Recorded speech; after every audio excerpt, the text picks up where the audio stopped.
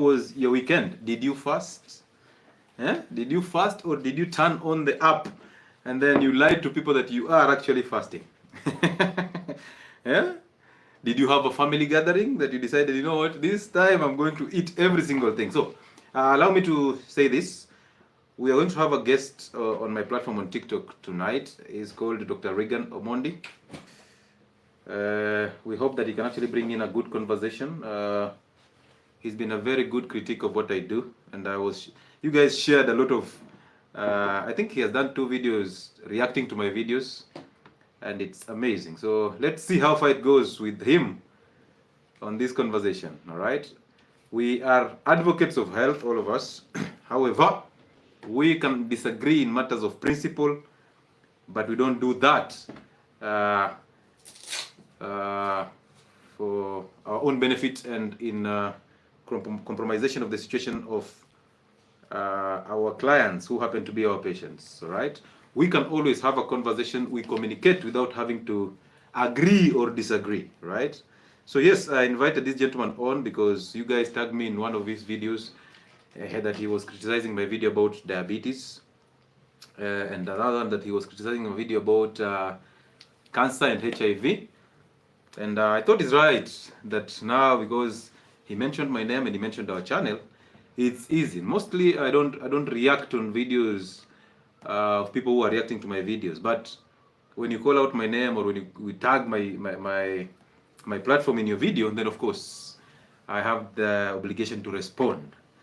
So we agreed that he'll be here at 8:30. I hope he can actually get here on time and we start having this conversation. It's going to be an interesting conversation. So your role is to like the live, share it, and as you do that, comment, ask those questions that are critical so that we can actually make sure that this diabetes conversation sinks in your head and you become a doctor on your own, right?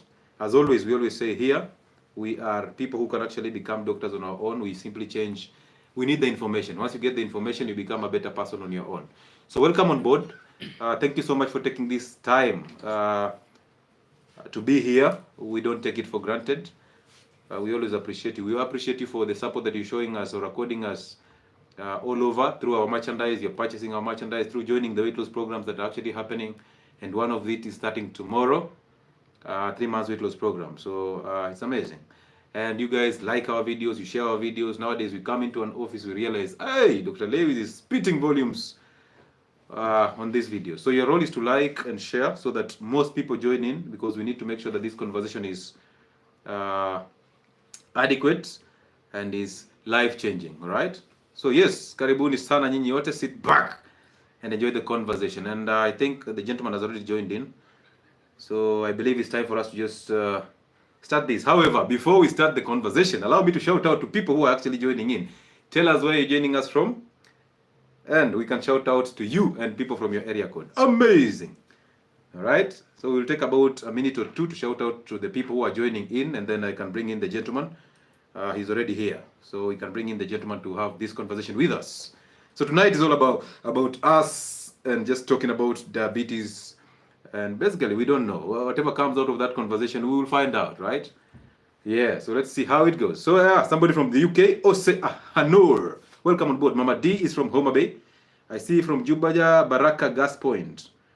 Samian, Taita Tavetas in the building. Is it Samian or Sam? Oh yeah, Samian. I also see Josiah is in the building. I see McKenna from Atlanta. I see someone from Ghana, Adjoa. David Mtei, thank you so much, David Muite. From Gulf, Middle East, Ndani, Eric Mbaka. Hassan Hussein, live from Ojia. Sam B from South Africa. Ose, I see you, Ose. I see Habash from Ojia. Amazing. Is it Bute? Is it Bute in Ojia? I see Mustafa from Nigeria. UAE represented by 254. Mary from Rarieda. Hey, Rarieda is a name with magnitude. Hey, Mary, Mother of Jesus from Rarieda. Bamburi Mombasa, where is Fisheries or Bamburi Mwisho Kevin? Aruho Paul from Uganda, welcome on board, sir. Khalif Jr., I see you from Phoenix, Arizona. Dayo from Thika, Kibet from Malindi, from Eastern Kenya, that is Ongaro, from Zambia, that is Mose. Amazing. You guys have joined in with all. Hey, from Zambia, this is Mose. I see the truth is unshakable. That is Tim Kokeli. Scholar Cham, I see you. Njoroge, I see you. Thank you so much. People on my YouTube platforms, thank you so much. And if you've never visited my YouTube platform, go on Health and Wellness Sport. We are live on Health and Wellness Sport. So today, do not go on Uncle Chile. No, we are live on Health and Wellness Sport on YouTube. So I see Oboge is in the building. And Oboge is excited to meet Dr. Regan. Victor Maina is in the building. Waidira, I see you. I see Samuel Mwangi, Javan Leo from Eluanda. Samson Mwangi is in the building. I see Peter Munge, Stephen Marocco, Queen Nelly is in the building. I see Priscilla Nyambura and Mudoni Kariuki from Reading, England. Amazing. Pauline Wangui from Nyeri, Margaret Oyigo. I see all of you here. Amazing. Nice to have you here, guys. So thank you so much for being here and joining in to just listen to this conversation. Now, on board, I've told you already, I have a gentleman called Dr. Regan. And Dr. Regan will introduce himself. I don't want to introduce him. I want him to introduce himself so that we can get to run a very good conversation. Matters diabetes, matters chronic conditions, and the management of these conditions. All right. So yeah, it's always fair to do these conversations with people who also understand that and people who share different views about these chronic conditions from what I share. So I think it's time for me to invite him in. Sorry, if you're on TikTok, you can simply enjoy this conversation. If you're on YouTube, you simply rely on the sound before we get to fix it someday. The way I'm preaching to people about Dr. Lewis Muchile is unimaginable. Who is this? This is Elijah Mugendi. Thank you so much. There we go now. Hello, sir.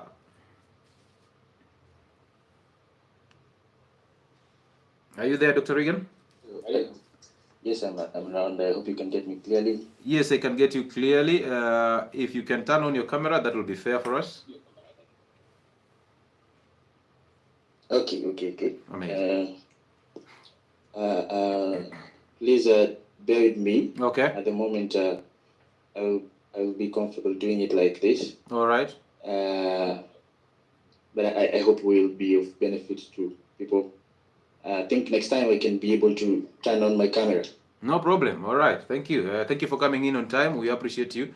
Possibly for my audience and for the public in general, if you mind, kindly introduce yourself so that we can actually know you and where you are from. Thank you, Health and Wellness Sport and Dr. Muchile Lewis for this opportunity to engage in this meaningful discussion about diabetes. Just as you have said, we are looking forward to aligning our objectives, which is to help our patients and to make sure they benefit from whatever services we give each and every one of them. Yeah. So I'm grateful to be part of this, and I look forward to a meaningful evening. Yeah. Amazing. Now, I had requested to have a conversation with you about diabetes, and this was actually coming in from the videos that I share on TikTok, because I normally share snippets of my videos that we do, basically on these lives, on my TikTok platforms. And you reacted to some of them, and my audience tagged me into those videos. So I thought it's wise for us to have this discussion and this conversation. So welcome on board, and thank you so much for the reaction so far. Thank you so much for also trying to share health information from where you are. Now, let's just jump straight into it. This discussion is about diabetes, and I would like to know your views about diabetes. Basically, we start from just a basic definition of diabetes. What is diabetes in your view? Yeah, that's a good question. I think it's one of the reactions I made. There is a broader definition. There's a simple way of looking at it, but I would like us to look at it from a way that will help our audience, because not all of them understand medicine deeply. So just for the purpose of our audience, we can say, and in my opinion, that diabetes is a situation where the blood, there is what we call hyperglycemia. Sorry for using that big term. There is what we call high blood sugar levels because the body is not able to regulate that blood sugar levels. Usually when we take food, they are absorbed into the bloodstream. And the reason it's absorbed into the bloodstream is because blood goes to every part of the body to supply this food that we take. It is broken down into glucose, which is its simplest form, and then it's transported to all parts of the body. So usually blood takes it to all parts of the body on demand.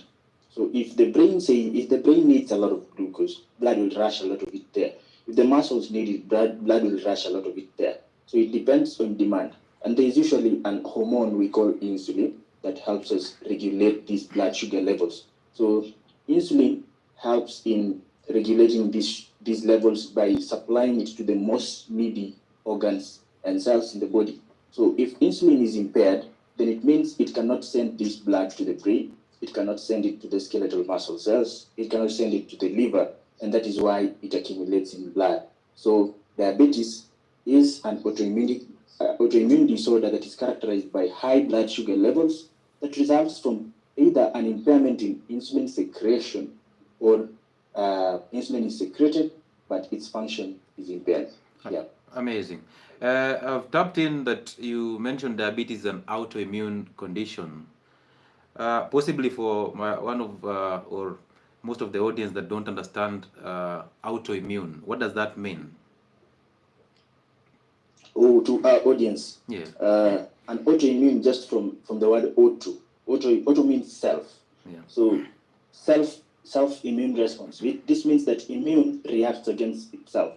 So an immune system is usually to help fight infections and foreign bodies and diseases that come into our body. So if the immune system senses that this thing is foreign, then it reacts by fighting it. So if there is an autoimmune reaction, it means that the immune system has sensed something that is of itself as a foreign thing, and it's trying to fight it. That is what we call an autoimmune disorder.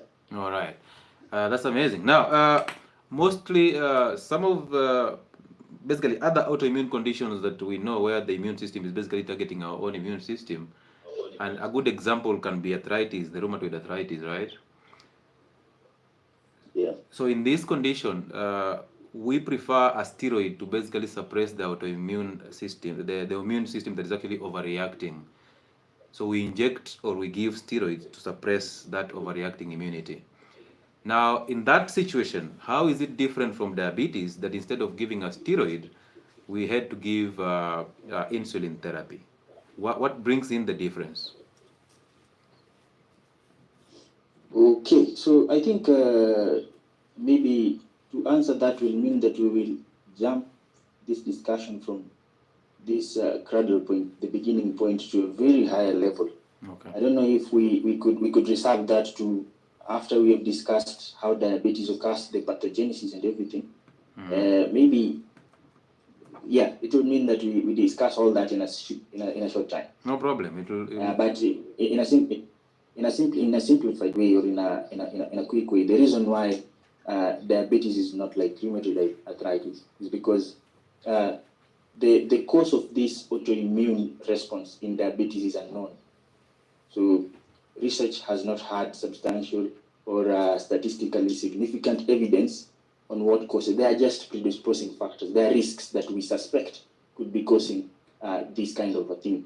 But it is not well defined. There is no study that has had a conclusive evidence that this is caused by this. All these risk factors are alleged to be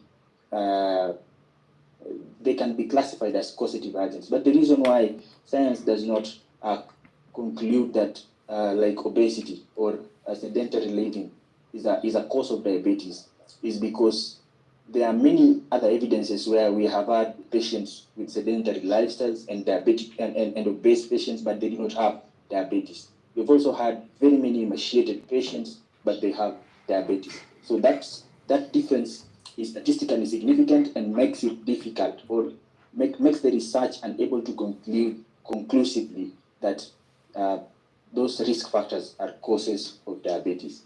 Yeah, that is different from rheumatoid arthritis and other autoimmune disorders. Not all of them. There are those where we know the root cause of the immune reaction, and that is why it is easy to target them by the use of steroids. Yeah. All right, all right. I hope we're going to get to revisit that because I want us to maintain the lane of diabetes before we deviate a little bit. So thank you for reminding me that. Now, what do you think is the cause of diabetes? Apart from that insulin resistance, what is causing this insulin resistance? What do you think, in your view, causes insulin resistance? Yeah, thank you for that question.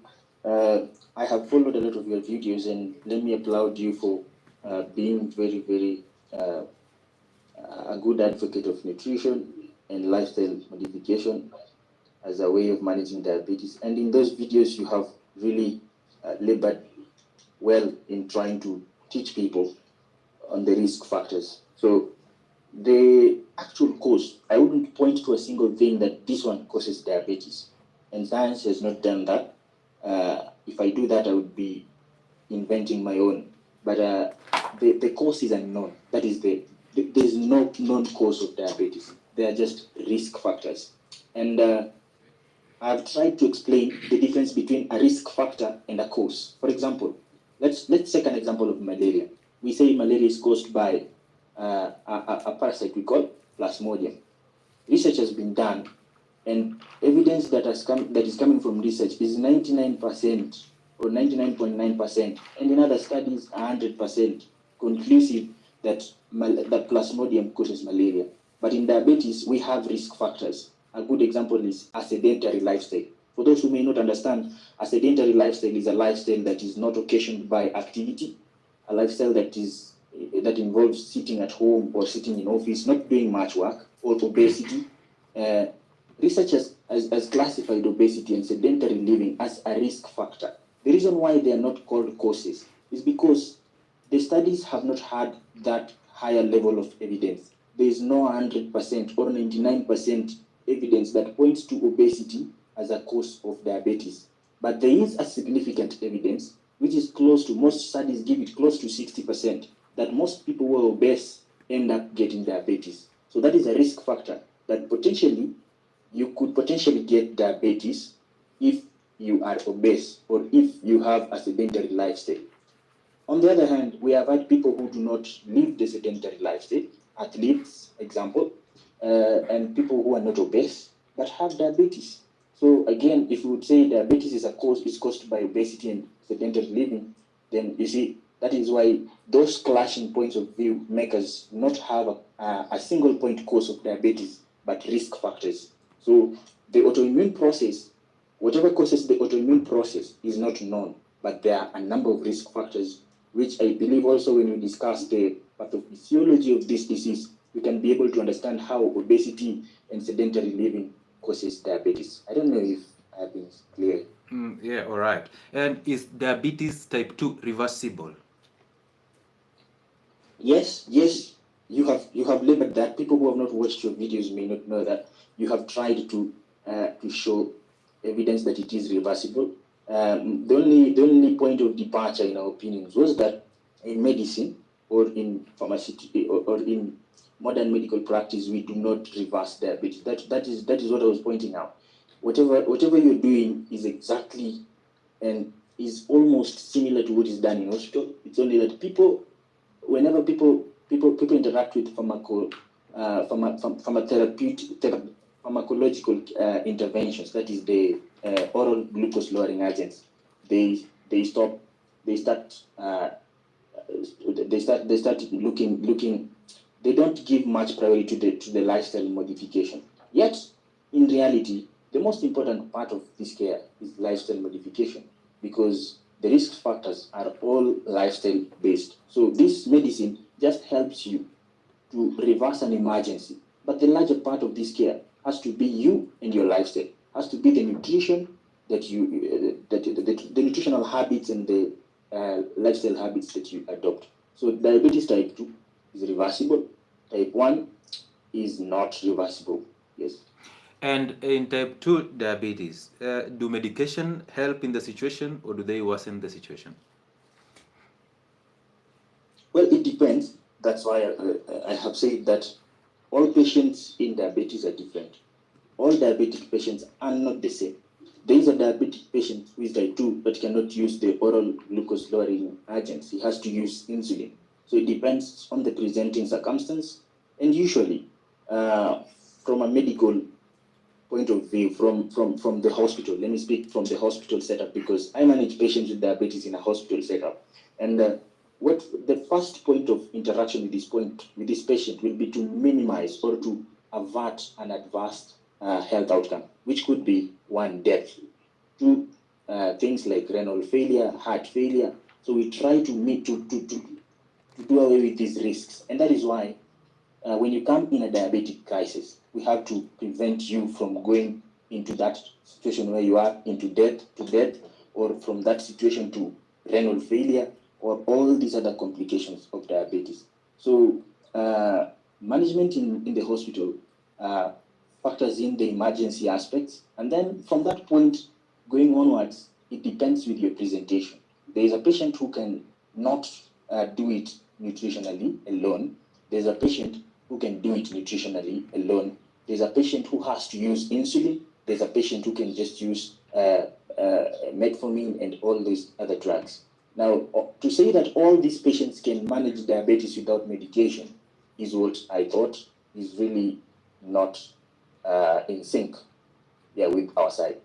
Okay. Allow me to take you back a little bit to where my views of diabetes comes from. First of all, I would like you to respond to this definition, if it makes sense to you, that diabetes is a disease of chronic carbohydrate consumption, where basically normal utilization of carbohydrates is impaired. Do you agree or disagree?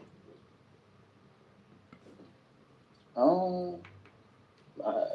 wouldn't say that is right, in my opinion. Because if you see how diabetes comes about, it's not all about carbohydrates. Well, carbohydrates are a larger factor, are a very great factor, but there are episodes. There are patients with diabetes where even no carbohydrate diet can control. Okay. So the cause is not diabetic for them. It's not about carbohydrates for them. Well, there are many other patients, actually the majority of them, it's about carbohydrates. But again, you see, carbohydrate is just a conduit. Whatever is the problem in diabetes is not the diet you're eating, it's the insulin that is there.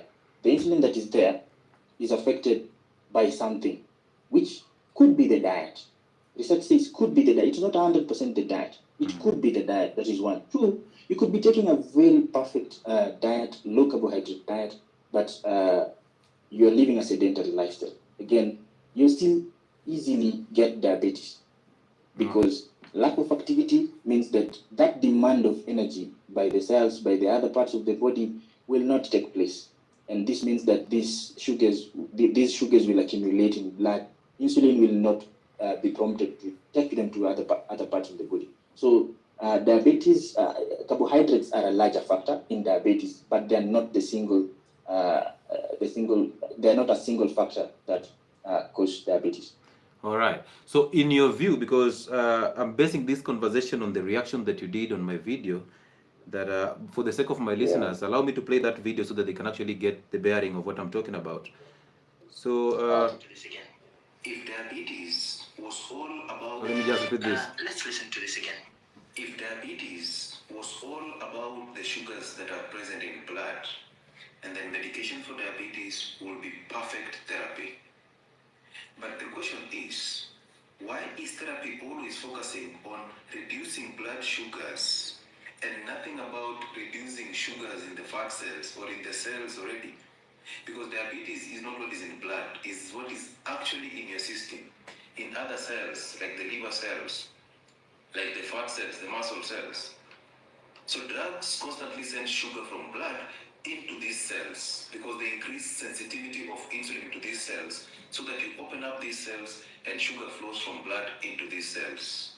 However, you are already diagnosed with diabetes. What does that tell you? That there's so much sugar in your system entirely, plus blood, not only in blood. But then where are these drugs sending these sugars to? The same system that has sugars? These are questions that we ask every time, and people get upset. And possibly they pull down this video. So I have 3 quick responses to this. All right. So that's where this conversation started from, because ideally, my point of view was that diabetes is not only about the sugars that are in blood, it's about the sugars that are in the system. And we also know, basically we know that sugars are stored in the body as fat. And that fat can either be in the fat cells or some in the liver, because again, we have fat accumulating in the liver in some cases. But also sugars can be stored as glycogen in the liver and glycogen in the muscles. So all these things are basically sugars. Now, for you, you disagreed with that. Would you please explain to us why that was happening? Okay, maybe I just make myself clear that that video was short, and maybe people did not get my point clearly. I was talking about the sugars, in cells. You see, there is a usual diabetic situation. The way the body works in diabetes is different from the way the body works in a non-diabetic situation. So usually in diabetes, insulin is not functional. If it is, either it is not being produced, and that you know, in type 1. Okay.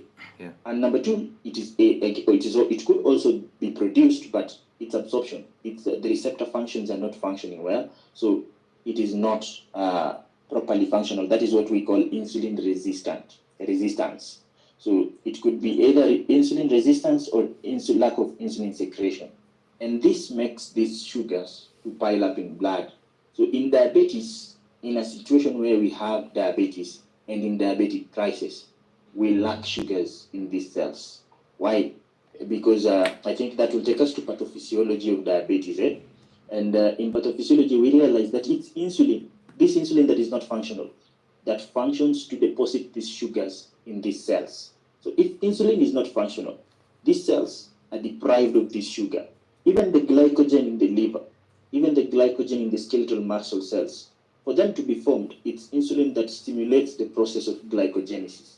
So if this insulin is impaired, that is in diabetes, we lack these sugars in the liver, we lack these sugars in the skeletal muscle cells, we lack them, even the fats. Insulin is the hormone that stimulates lipogenesis, which means without insulin, lipids will not be generated.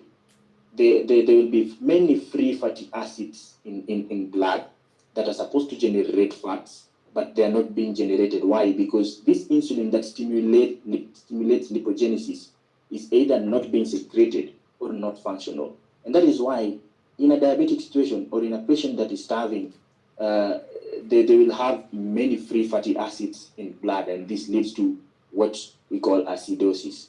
So in a diabetic state, these cells are deprived. In a non-diabetic state, it's different because insulin functions well. Good. Yep. What is the major need for insulin? Why do we need insulin? Okay. Insulin is a control hormone, a regulating hormone. That is, it signals the cell. It signals when the cells need sugars, and then sugars get out of blood into the cells. It is not the cells that usually primarily have sugars. It's usually the blood that primarily has sugars, and blood transports them to all parts of the body. We eat this food, they are absorbed as sugars, which is their simplest forms. That is the simplest forms of this food. They are always broken down into their constituent monosaccharide molecules. When they are broken down to monosaccharides, they are absorbed in blood in different forms. The way fats are absorbed, the way carbohydrates are absorbed, the way proteins are absorbed are different. So proteins go in blood as amino acids. Fats do not even go in blood. They go into the lymphoid tissues first of all before they come back into the blood, and then carbohydrates go directly in blood as glucose. So these other nutrients will have to be broken down to glucose. For them to be broken down to glucose, they need insulin. They need to work without insulin. So if insulin is there, it will inhibit their breakdown to glucose, because insulin helps in synthesis of protein by all these other constituents that are not glucose. They help in synthesis of fats by all these other constituents that are not glucose. So if insulin is lacking, that is why glucose piles up. because Right. these processes that are inhibited by insulin are now aggravated. They now increase in capacity and they pile up these blood sugars. So I don't know if I have answered your question. I've failed to trace it back, but I think I've given. Good. Now, so from your definition of diabetes is basically hyperglycemia. That's what I'm tapping in from the definition of diabetes. So basically the cells the cells are deficient in glucose, so there's no glucose in the cells, but we have glucose in blood. So basically hyperglycemia is diabetes. Or is there a difference between hyperglycemia? So what is the difference? There's a big difference between hyperglycemia and diabetes. What is the difference? Diabetes, hyperglycemia could arise because of many other reasons. It's not only because of, you could have hyperglycemia because you've eaten a lot of sugars right now. It doesn't mean your insulin is not functional. Yeah. But you see, diabetes is characterized by impaired insulin secretion or activity. So hyperglycemia that arises from impaired insulin secretion or insulin activity is what we call diabetes. All right. Now, sir, do you believe or do you understand that in cases of diabetes, we can have hyperglycemia and hyperinsulinemia at the same time? Yes, that is where there is insulin resistance. All right. So, insulin being produced. Just continue. Yeah, where there is insulin being produced, but its activity is impaired. That is insulin resistance. All right. Yep. Now, allow me to take you back to metabolism of macronutrients, right? And I'll base my conversation on carbohydrate metabolism. If you break down any carbohydrate, you will break it down to the monosaccharides, which is basically glucose, fructose, and galactose, the three, right? Which are absorbed into the bloodstream. Yes. Now, what is the fate of these three? Where do they go to after getting into the bloodstream? Where does glucose go to, and where does fructose go to, and where does lactose go to, or galactose?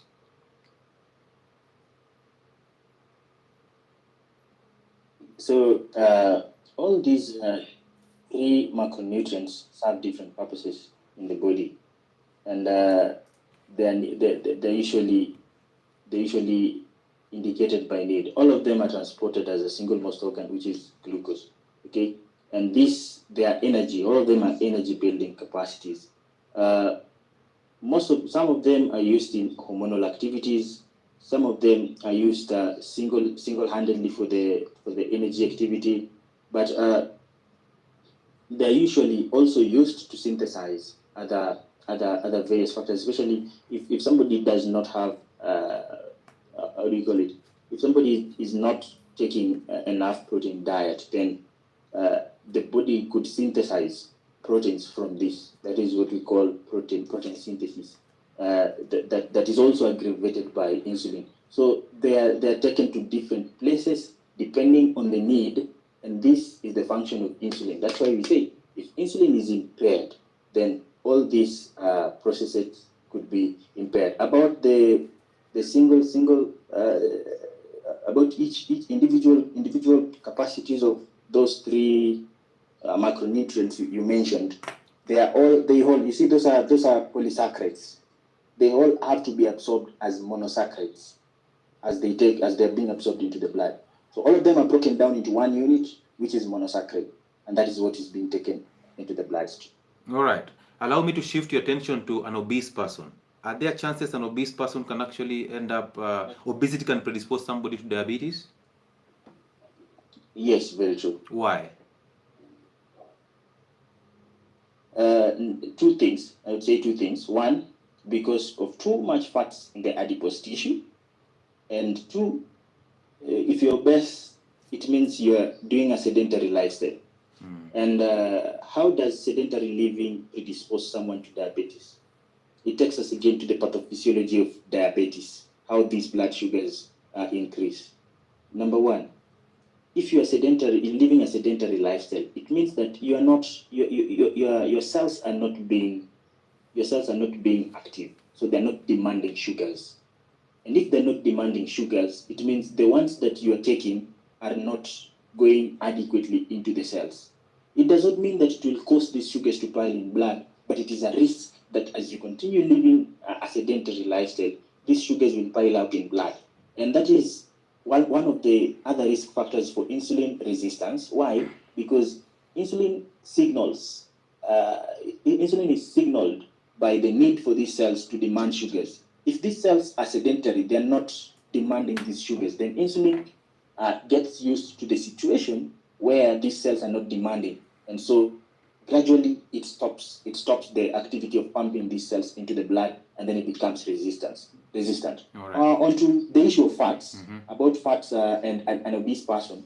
An obese person has too much fats in the system, and you know the function of insulin is one of the functions of insulin is lipogenesis, to generate lipids. How does it form lipids? It forms it from this food that has been broken down. So insulin helps in formation of fats in two ways. Number one, helping in the formation of triglycerides by these fatty acids and glycerol. And number two, it helps in excess glucose in the blood can be converted into fats. All so right. if this person already has a lot of fats, in the system, then insulin will not convert excess glucose into those fats. So it means this other glucose that in a normal person, in another person would have been converted into fats, continues to pile up in blood. So an obese person is also at risk of developing diabetes because insulin will reduce its activity of lipogenesis because lipids are already in abundance in this person. All right. So do you believe or do you understand that the role of insulin is one, to take glucose from blood, pump into the muscle cells for activity, that is ATP. Number two, take glucose from blood, pump into the liver cells for temporary storage as glycogen. And number three, take glucose from blood, pump into the fat cells for storage. Do you believe that? That is very true. All right. Now, in a diabetic person where we are having hyperinsulinemia, high insulin in blood, and also having high glucose in blood, what happened for us to end up having these two up? And then, additionally to that, since in diabetics we are having these two conditions where insulin cannot be able to pump glucose from blood into the cells, now the pancreas compensates by producing more insulin. That's how we end up having hyperinsulinemia and hyperglycemia at the same time. So then, why do we end up giving diabetic patients insulin therapy when they already have high insulin levels? So let me explain it this way. I love the way you have put it, but there's one correction maybe I would make, is that the pancreas compensates by producing more insulin.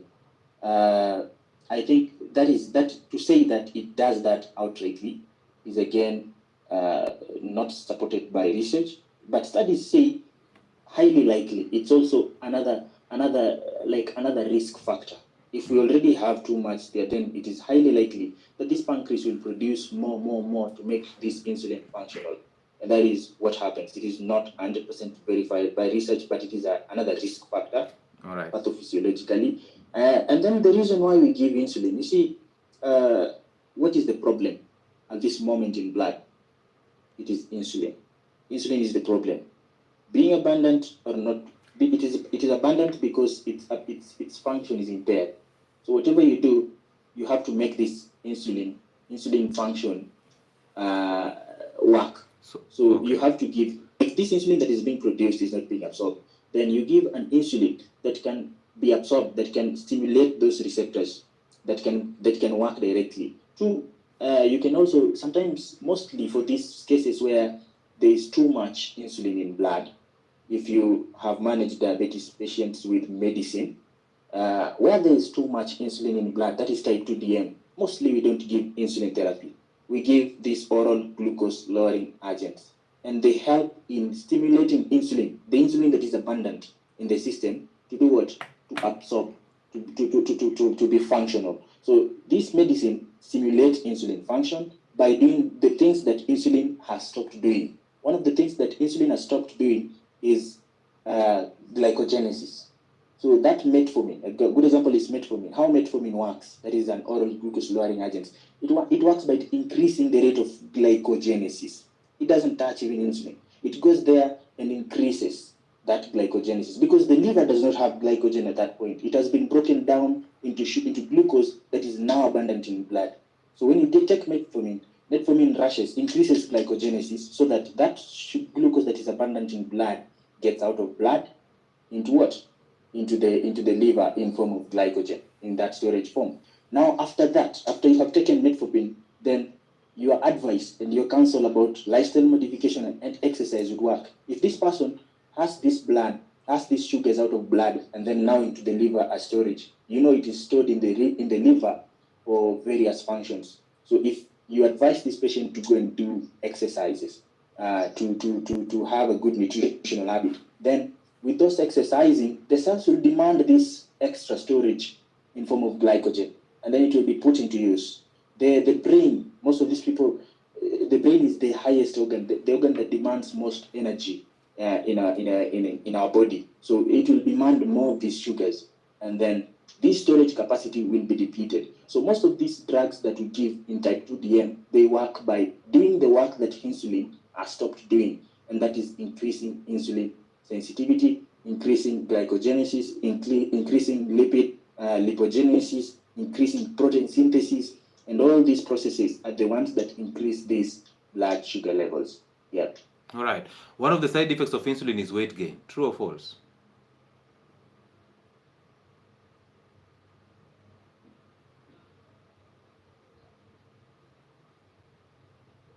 Hello, Daktari. Are you there? What happened? Daktari, are you there? Are you guys able to hear me?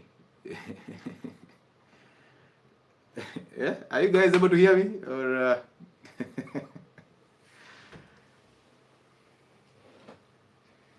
if you can hear me, just wave. I want to see. Oh, okay. Daktari, are you there? Yes, I'm here. I don't know. Are you able to get me? Yes, now I'm able to get you clearly. Okay, I was saying, based on the question you've asked about insulin and weight gain, you know how it comes about, because lipid synthesis is affected.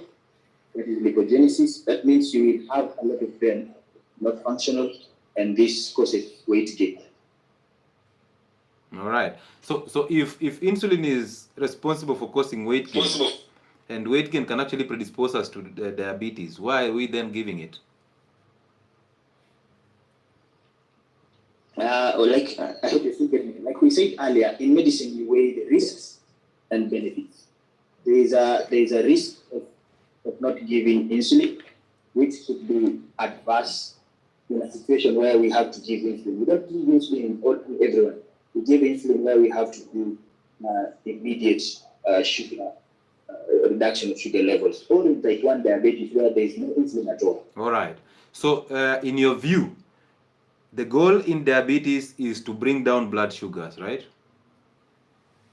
Yes, the goal is to bring down blood sugars and increase insulin function or secretion. Good. So why is it that we will give you medication if somebody is diabetic? We give you medication, we give you all these therapies that actually achieve lowering blood sugar levels, but you're still diabetic. Why is it that we have achieved the goal of bringing down blood sugars, but this person is still diabetic? What happens? I hope you can get me still, right? Yes, I can. Okay, thank you. So the reason, you see, that the diabetic is classified as a chronic illness.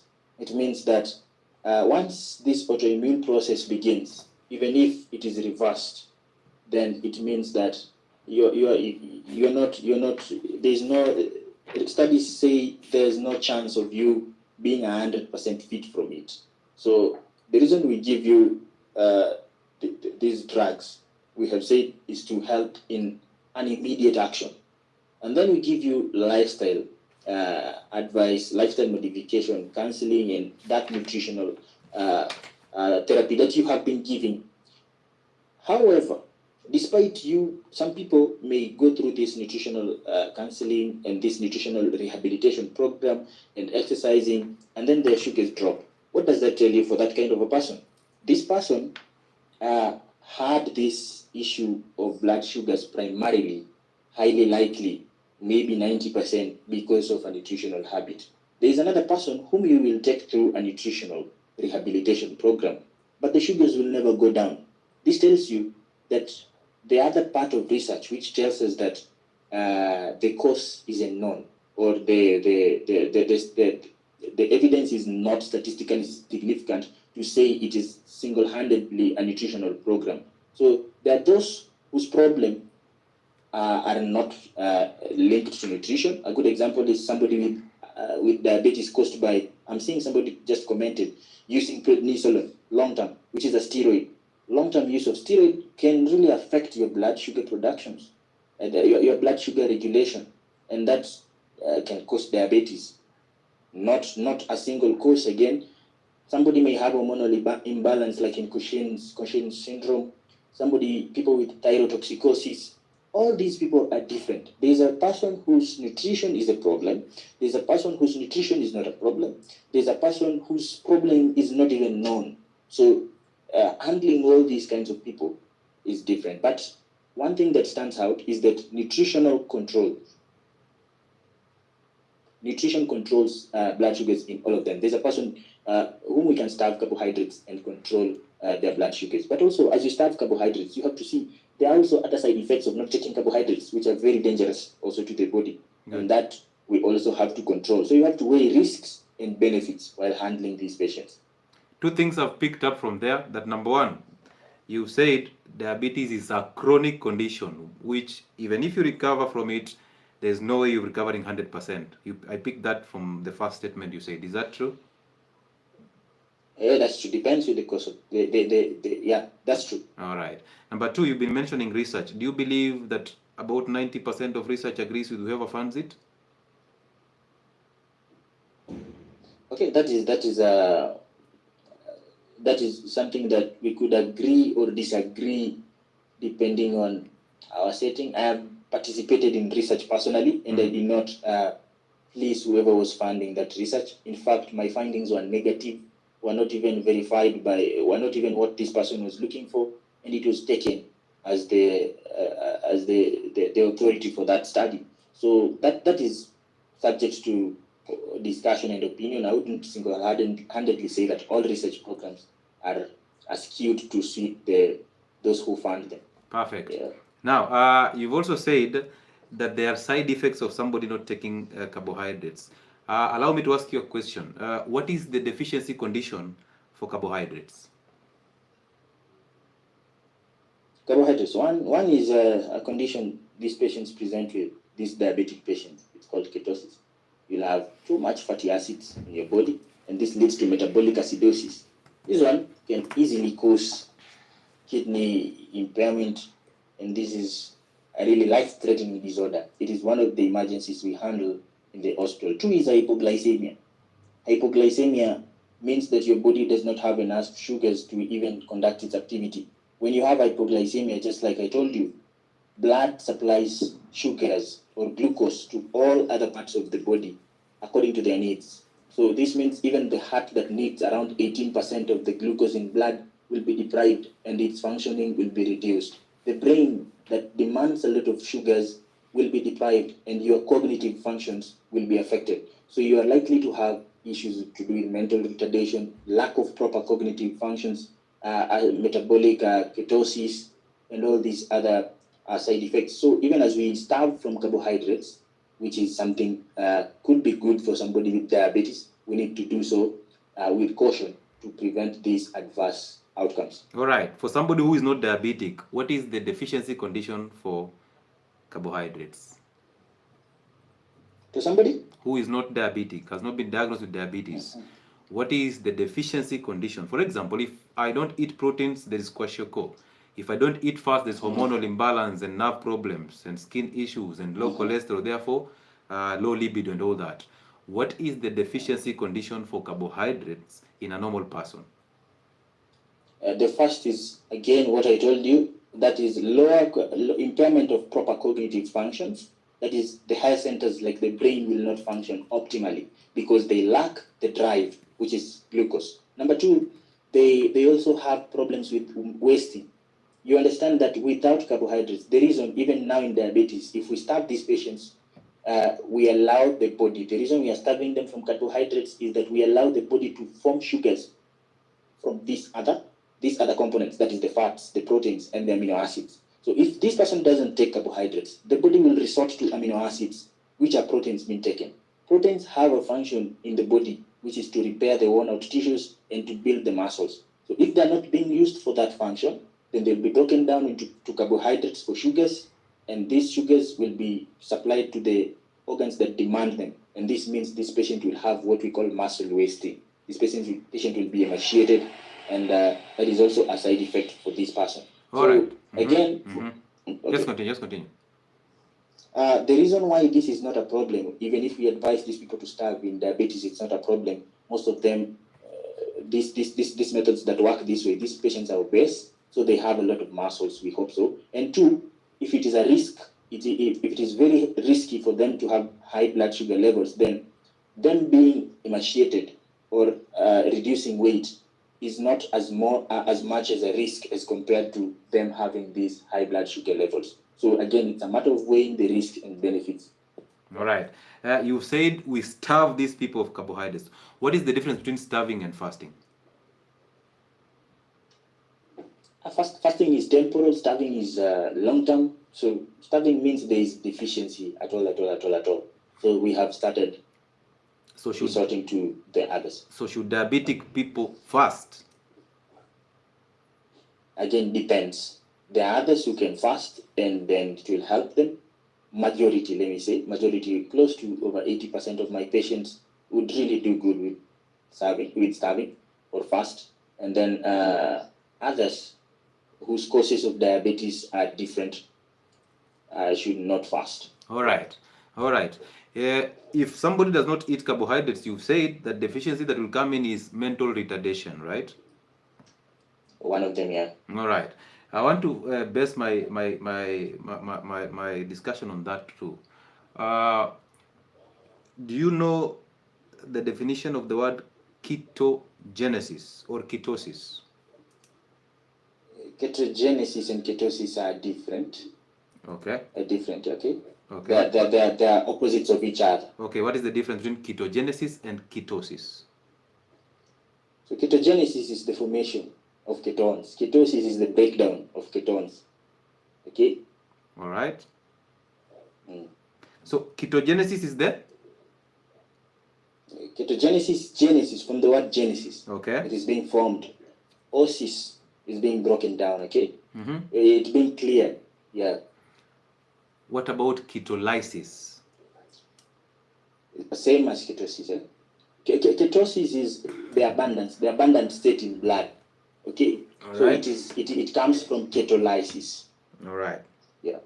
So allow me to confirm that so that we can actually continue the discussion. Okay.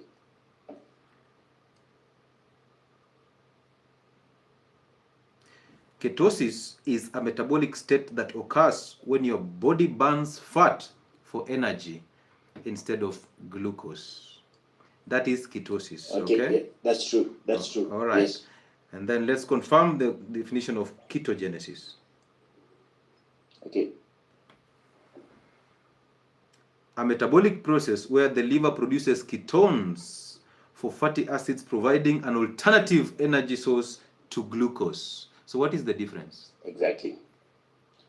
Okay, whatever you have just said is the same thing as what I told you. Ketosis is a name, is like a name given to that condition where we have a lot of ketones in blood.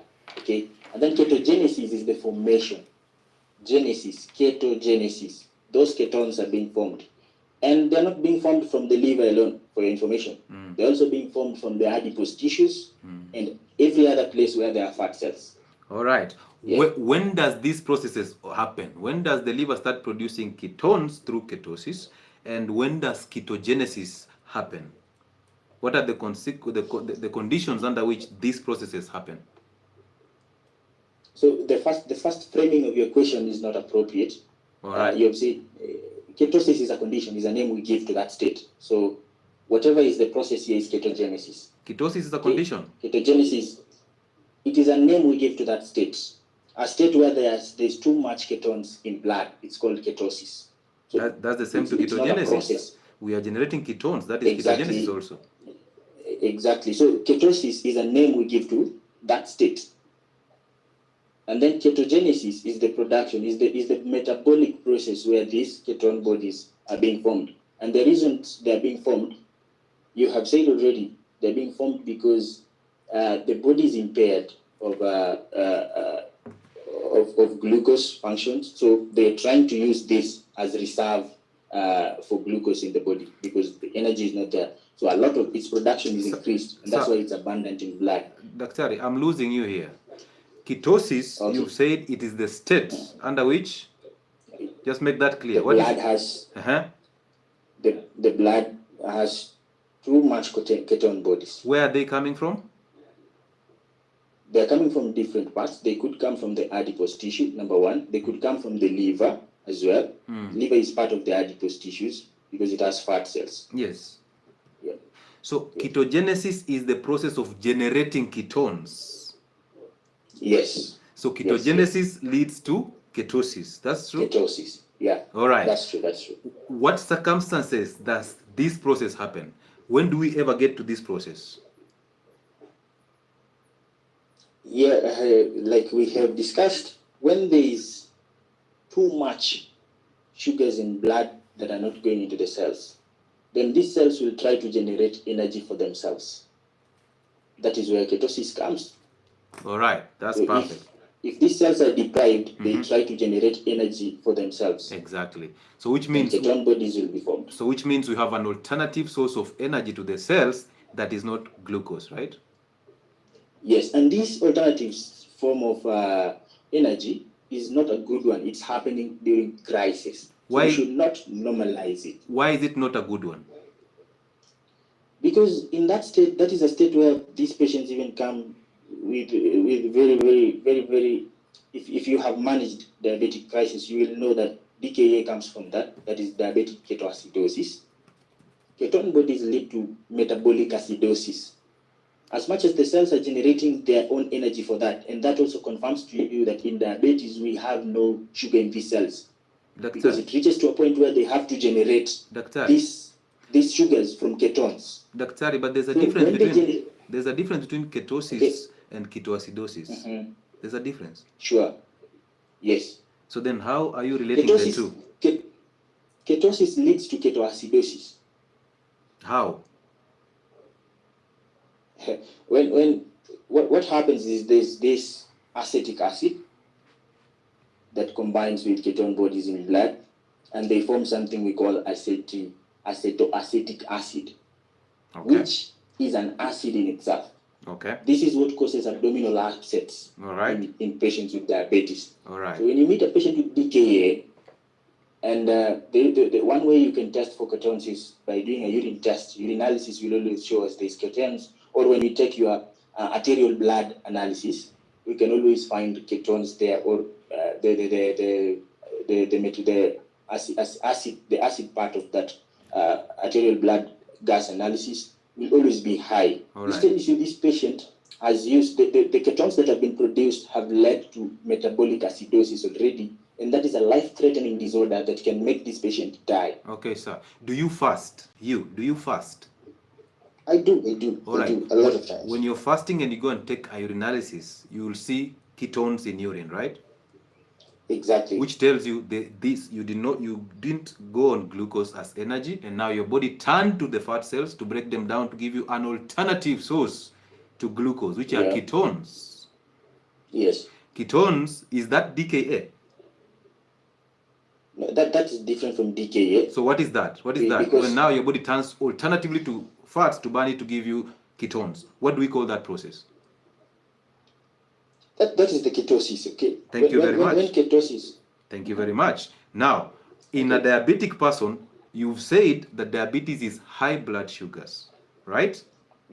So now, we have given this gentleman metformin to improve glucose flow from blood into the cells. Now we've attained a stable blood sugar because metformin has pumped glucose from blood into the cells, either for utilization or for storage. Perfect state. This guy now is in normal blood sugar ranges. Now this guy does not consume any carbohydrate to bring in more glucose in blood. Now the body has to turn to the fat cells to burn them to give him alternative energy called ketones. What is the problem with that? There's no problem with that. All right. So That is the perfect therapy we advocate for. All right. So if your goal is to bring down blood sugar levels, again, this will take me back to the same question. We have brought down blood sugar levels. So now my question is, why is this person still diabetic? Why does he still consume carbohydrates? Is it not necessary that we simply do away with the carbohydrates so that we don't have high glucose in the system, basically in the blood? So is that not the goal? So Doc, Yes. the only way we can do away with diabetes is if we know the cause. But we know the cause. Like in type 1. I know the cause. In type 1, no, we are assuming. We are all assuming that is the cause. You are assuming. Until you meet. You are assuming. I know the cause. You're assuming. From your side, you're assuming it is a nutritional disorder. But how do you know I'm assuming? How do you know I'm assuming? Because of the question you're asking. You're asking the question which wants me to respond in a way that justifies this disease being a nutritional disorder. I've actually given you an open platform to actually exercise your views. And one of the things that you put across that actually I don't think that has anything to do with research, that if somebody does not eat carbohydrates, they'll end up having mental retardation. Bro, that's absurd. You know that? Okay, you go. Okay. That one, I wouldn't want us to argue because... No, we're not arguing. We're having a conversation. I would want you to go and do your personal research on that because I'm speaking from evidence-based research, okay? That mental retardation comes in as a result of not consuming carbohydrates. That is evidence-based. I didn't say mental retardation. I said lower cognitive functioning. Mental retardation is an adverse effect of lower cognitive function. You know, the good thing is this live is being recorded, so we can actually go back to it and know that you actually mentioned mental retardation. That's why I noted it down. I said lower cognitive function or impaired cognitive function. What does that mean? Mental retardation is part of impaired. It is part of impaired cognitive function. So in the long run, it could lead to mental retardation. I'm reaffirming that. It's okay. So part of the dangers of not having proper carbohydrate diet is you could have poor cognitive functions because the brain needs these sugars and it doesn't get them enough. Right. Good. So how will we end up in cognitive function issues because of low blood sugars when we already know that the body can actually synthesize carbohydrates from protein or amino acids and from fat? Are you aware of what do we call it? Gluconeogenesis. Do you know what gluconeogenesis is? Yes. What is that? It is what you have just said. Synthesizing glucose from non-glucose compounds, so which includes those proteins, amino acids, all those. So that tells you that the body cannot actually starve on glucose because it has mechanisms to synthesize glucose from amino acids and from free fatty acids. Is that true? It is true, but whatever you're not understanding is gluconeogenesis. It is not a normal state. Why? Whenever we are resorting to gluconeogenesis, it is already solving a problem. So the body resorts to those ones because there is a problem. In a normal state, the body is not supposed to resort to those ones because those sugars that are stored there have their functions. Those sugars that are proteins, that are part of proteins, are supposed to go to the cells and help in formation of, in repair of one or tissues, in muscle building for patients and all that. They all have their functions. So when the body resorts to that, it is limiting a certain factor in order to fulfill another demand. All right. So gluconeogenesis is an emergency in the body trying to readjust itself, which is not good. Okay, sir. What is the problem or what is the issue in, do you understand adaptation? Yes, I understand that well. What is the problem with adaptation? Is adaptation the same to abnormality? It depends whatever you're adapting yourself to. No, just answer the question. Is adaptation and abnormality the same? They're not the same. Exactly. So if the body is adapting to low blood glucose levels and now it has to turn to fat cells and to turn to amino acids that are coming in with the diets to convert it to glucose, what is the problem with that? There is a problem for somebody whose diabetes is not being caused by nutrition. It is not a problem for a person who's... There are many other... You have not met patients who are emaciated. Just today, I am from a hospital. But I have had... I don't have to meet a patient who is very emaciated. I'm telling you, I have had a diabetic patient, and even our listeners here, there are many diabetic patients here who are emaciated. They don't even have those fats in their bodies. taking this patient through a starving, to making these patients to starve is really dangerous to their health. All right. There is a diabetic patient who is obese and has all these adipose tissues. These are different patients. We can subject him to that process, and because he has a lot of fats abundant in his system, All right. he can really use them as an alternative source of glucose. But there's another one who doesn't. So these two people are totally different patients. There's another patient whose diabetes is because of thyrotoxicosis. This is also a very different person. We need to solve the thyroid issues for us to address his diabetic situation. So it is not all about nutrition. At the end of the day, but nutrition is a key element. At the end of the day, sir, you'll agree that diabetes is all about insulin and glucose. True or false? Insulin and glucose. So insulin, it's all about insulin. Let me tell you, it's all about insulin. Glucose is a function. But the major reason why we produce insulin is because we want to pump glucose from blood into the cells. Yes, we want to pump glucose from blood into the needful cells. And now that you've said that adaptation in terms of gluconeogenesis is abnormal, now that you've said that, so take away the adaptation part. Now let's go. Where are we getting this glucose in the blood from? Glucose in the blood is from the food we take. Exactly. And from those other processes in the blood. We've taken out gluconeogenesis, so it's only now dietary. Because you said gluconeogenesis is an abnormal state. So we've taken out gluconeogenesis. Yes. No other place where we're getting glucose from. So where are we getting this glucose in blood if we block out gluconeogenesis? What is the major source now? The major source is food. All right, so it's diet. Which type of food? All these foods eventually become broken down into carbohydrates. But if we source glucose from proteins and fat, that is gluconeogenesis. We have blocked that path already. Now we remain with only one path. So we remain with carbohydrates. Exactly. So now the normal state here, we are getting this high glucose because of consumption of what again? The glucose is not coming because of consumption of carbohydrates. It's coming because of what? That is something I want to be very clear about. The glucose is coming because the insulin function is impaired, cannot absorb these carbohydrates. Thank you, sir. So let's be honest here. We've said we have blocked gluconeogenesis. Therefore, we are not getting glucose from proteins or from fat. We are left with one micro or macro nutrient, which is carbohydrates, right? Which are now bringing in the glucose. The glucose in blood has nothing to do with insulin. It has everything to do with absorption from the gut into the blood. Now, insulin comes in to pump glucose from the blood into the cells. Therefore, hyperglycemia has nothing to do with this insulin if we are eating carbohydrates. Until now, the insulin is impaired from pumping this glucose from blood into the system. So I was actually taking you on a path that I don't want you to run. I want you to maintain the course. We have said we have blocked gluconeogenesis. We are not producing glucose from any other thing. No protein, no fats, right? Therefore, the only glucose we are getting into the bloodstream is coming from what? Carbohydrates. All right? Yes. Now, if glucose is coming from carbohydrates, what is the problem with us blocking that intake of carbohydrates in diabetics? Because already they have high glucose in the blood. Why don't we block the intake of glucose, and then yes, we can give metformin temporarily to pump glucose from blood into the cells, and that's the state that is actually normalcy.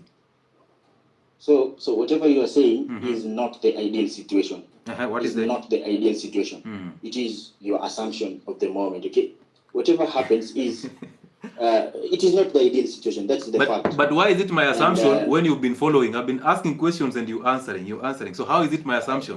Because you're departing from whatever I've been telling you. I have told you this. In an ideal situation, there's a diabetic situation, and there's a non-diabetic situation. On this case, we are talking about a diabetic patient. We are talking about a diabetic patient, and we blocked out all. Diabetes, yes.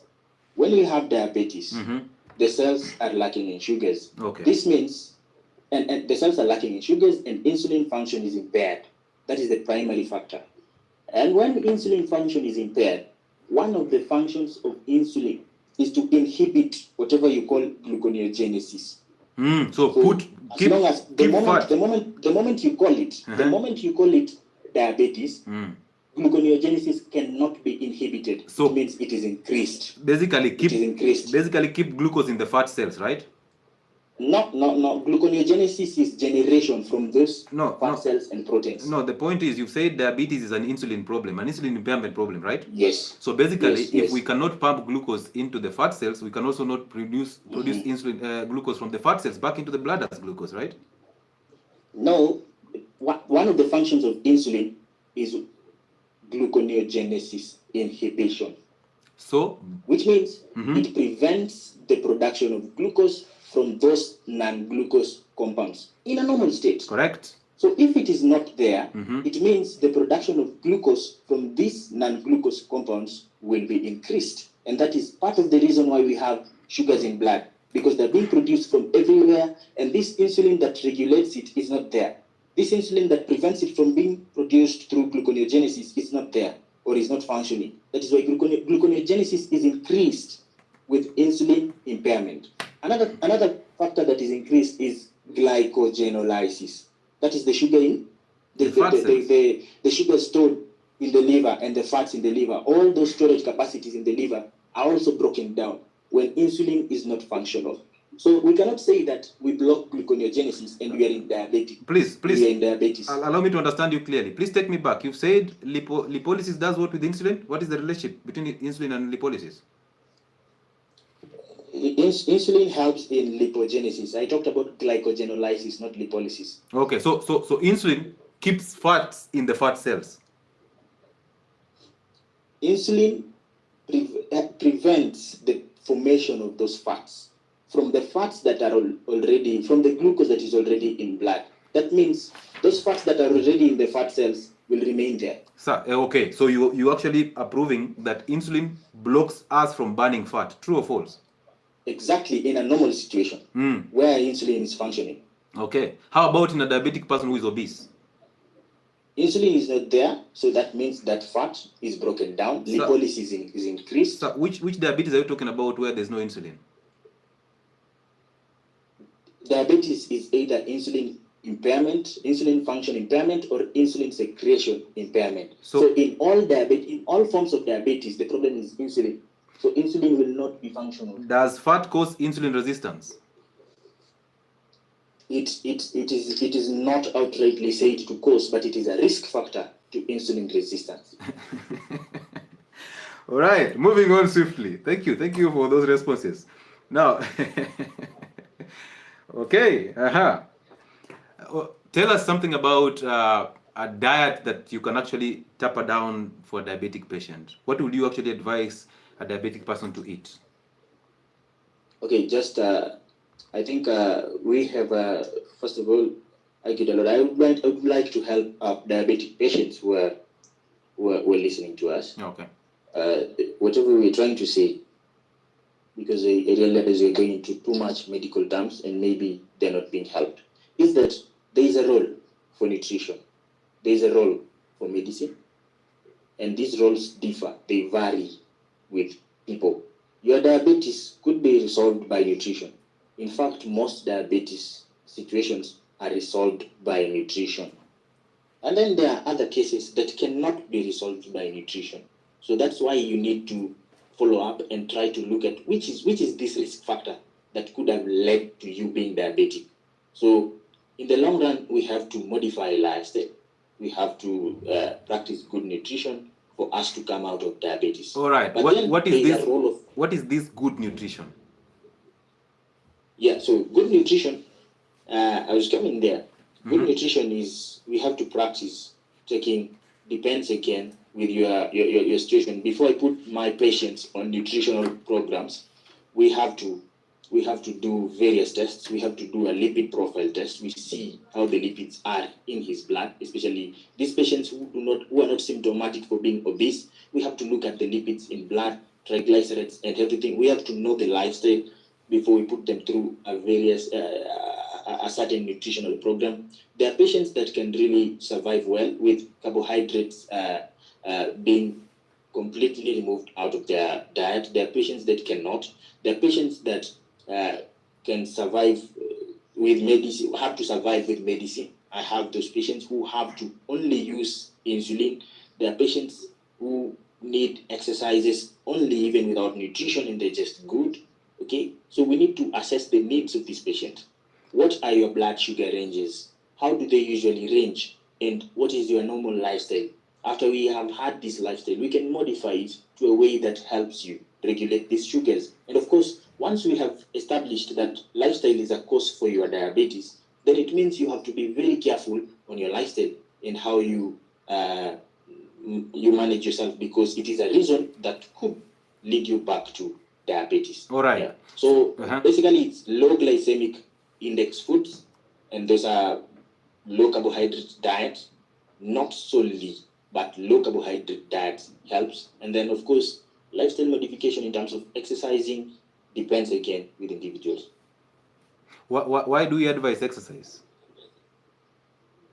Just like I told you, sedentary living is a risk factor. If this person exercises, it means he is increasing the need for the cells, skeletal muscle cells. Even the heart will beat faster, the brain will function more, they will demand these sugars that are in blood. So when they demand, that increases insulin sensitivity, and this makes this person diabetic. All right, so what is the biggest misconception you've heard about diabetes? Pardon? What is the biggest misconception you've heard about diabetes? The biggest misconception, okay, will I call it misconception, or let me start with the misinformation.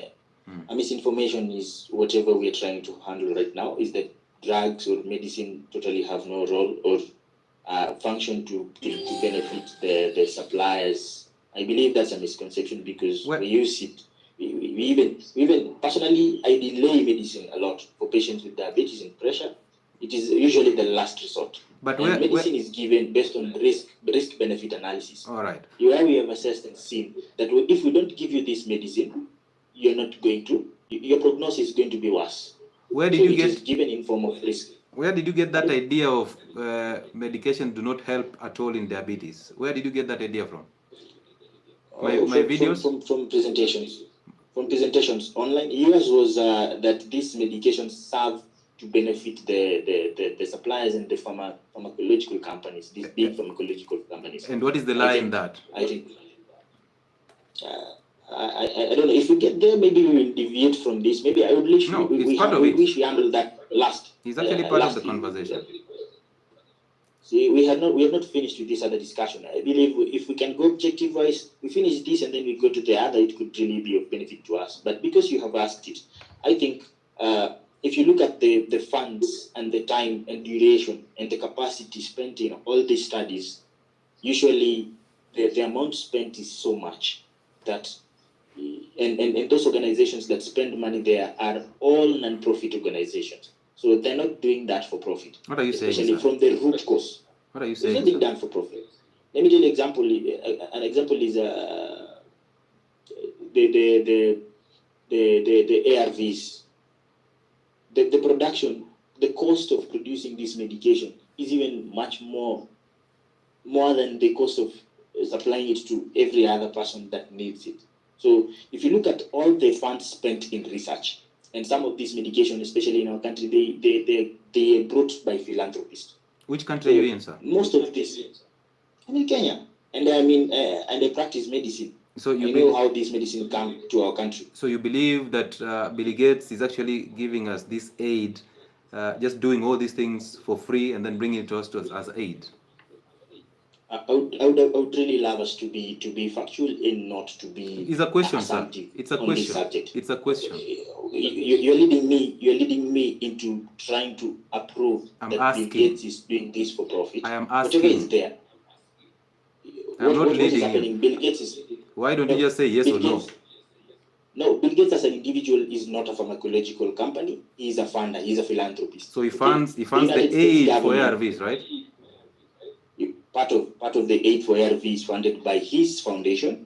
Majorly. And it's not only ARVs. It's not only ARVs. No, we're talking about ARVs at this moment in time. So I'm focusing on the ARVs. Yes, the major funder for ARV until Donald Trump came was the USAID. That gave a lot of funding to HIV management. Okay, and then right now, of course, Bill Gates is the second funder for the WHO. That is World Health Organization.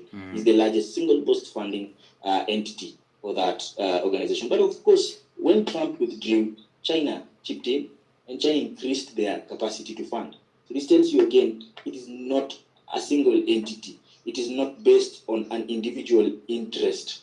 Again, we may have opinions. I have also, especially during the COVID, I had issues with Bill Gates. I had my doubts and everything else, but that is not enough to say that he controls all these research programs. We have many medications supported by his foundation, malaria in Kenya, funded by the Bill Gates Foundation. We have polio, oral polio vaccines. We have a lot of things that we do today still funded by that Bill Gates Foundation. So we cannot accept him partially, and then where we feel that our opinions are different from him, we reject him. But again, whatever I would advocate for is that we be open-minded. When you say something like that, it should provoke my curiosity, and then I start analyzing and seeing what this could be. Could it be that that is just more than being a philanthropist?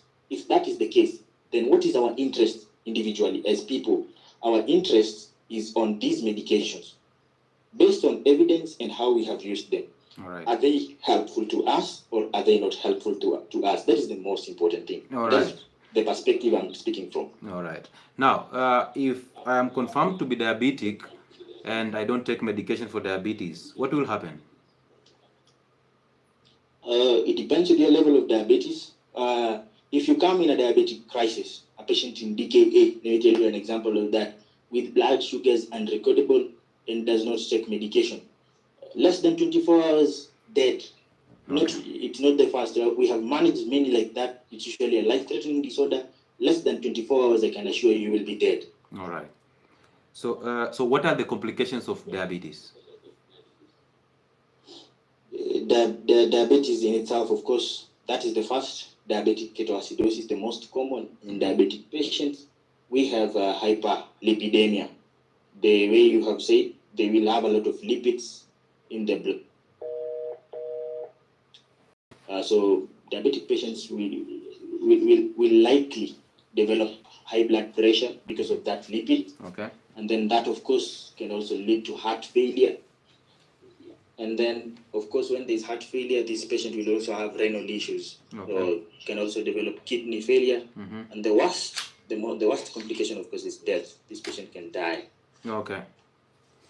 And have you ever experienced a diabetic patient who is on medication for diabetes, high doses for that matter, or somebody who is on insulin therapy and still ended up having either an amputation, a kidney failure, a heart attack, or a stroke? Yes, that's very common. Why is it common? Usually, it is easier to blame the high dose of medication and the healthcare setting by people who are not factual or who have not had experience in medicine. But you don't look it from the patient side. When I have a patient today, I will take this patient on my first meeting with him through whatever you have been teaching online, which I really appreciate you. You're doing a wonderful job. Keep doing it and teach the people about the nutritional and lifestyle modification plans for diabetes. That is good. So this patient mostly does not adhere to my protocol or to my advice. So I'm left with a situation where he has to use medication because he keeps coming, or they keep coming too, with those problems. So please let me just fix my net for 5 minutes and then I come back. I'm seeing my data is going down. Okay. Just allow me to fix my net and then I come back so that you don't cut me off. I'll start from this point. Just remind me. All So right. let me just fix my data and then I come back.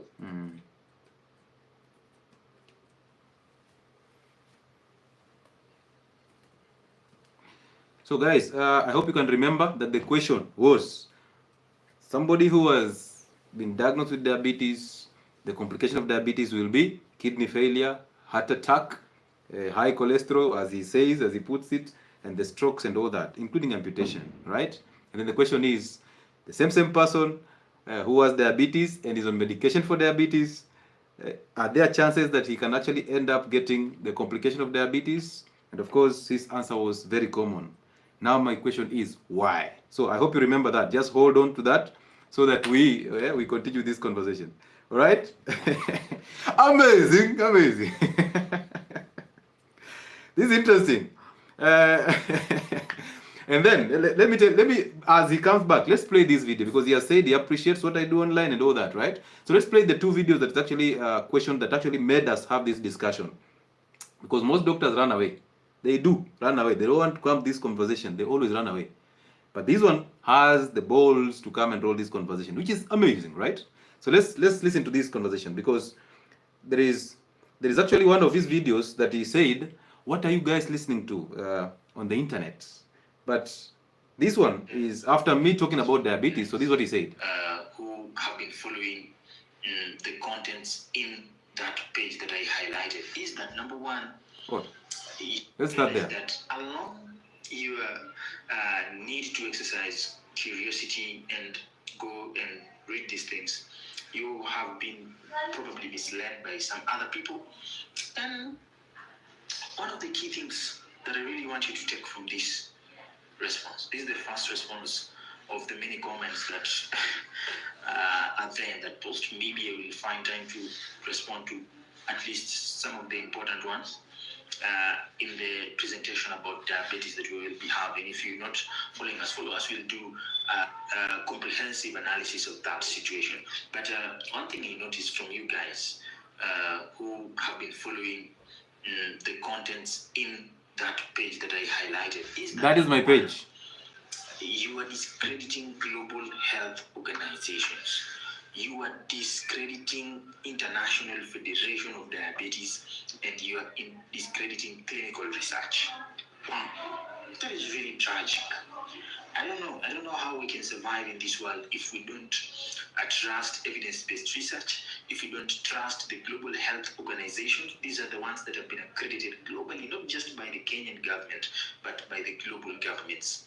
I know there are myths, misconceptions, and I know there are things that maybe are hearsays but have been proven to be right, but that is not enough for us to discredit WHO. That is not enough for us to discredit the International Federation of Diabetes. That is not enough for us to discredit the Kenya National Guidelines on Diabetes and other chronic illnesses that we have. Please, guys, let us not cross that barrier because it will be tragic. Number one, just tell me if we are to discredit these others, if we are to discredit WHO, if we are to discredit International Federation of Diabetes, if we are to discredit the Kenya National Guidelines, if we are to discredit all those global health authorities, then what is the framework? What is the standard guideline? What is the standard measure of operation? What will we use to judge that this is right and this is wrong? Will you use your opinion? Use the opinion of the source where you have been gathering this information, because I tried to highlight one of the glaring errors, just one. I've been following the contents as well, and I've had my doubts. I told you one thing, I am open to correction. That guy went to a medical school. I would really love to be proven wrong. From how I've been following the contents and some of the commentaries on very key subjects, I realized that there is a departure from the normal medical practice that cannot be done by someone who went to a medical school. Cannot. Did you guys hear that?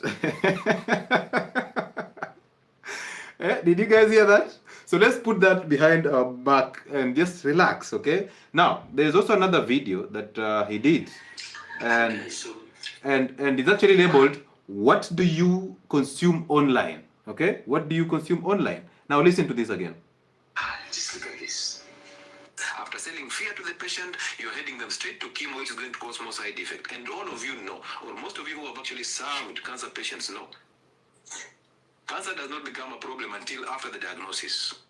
Oh, once somebody gets a diagnosis, just like HIV, oh, you lose weight so fast. And then you're thinking, what about now chemo? You're going for chemo, and then what next? Side effect after side effect after side effect, and your life just goes on a downward trajectory.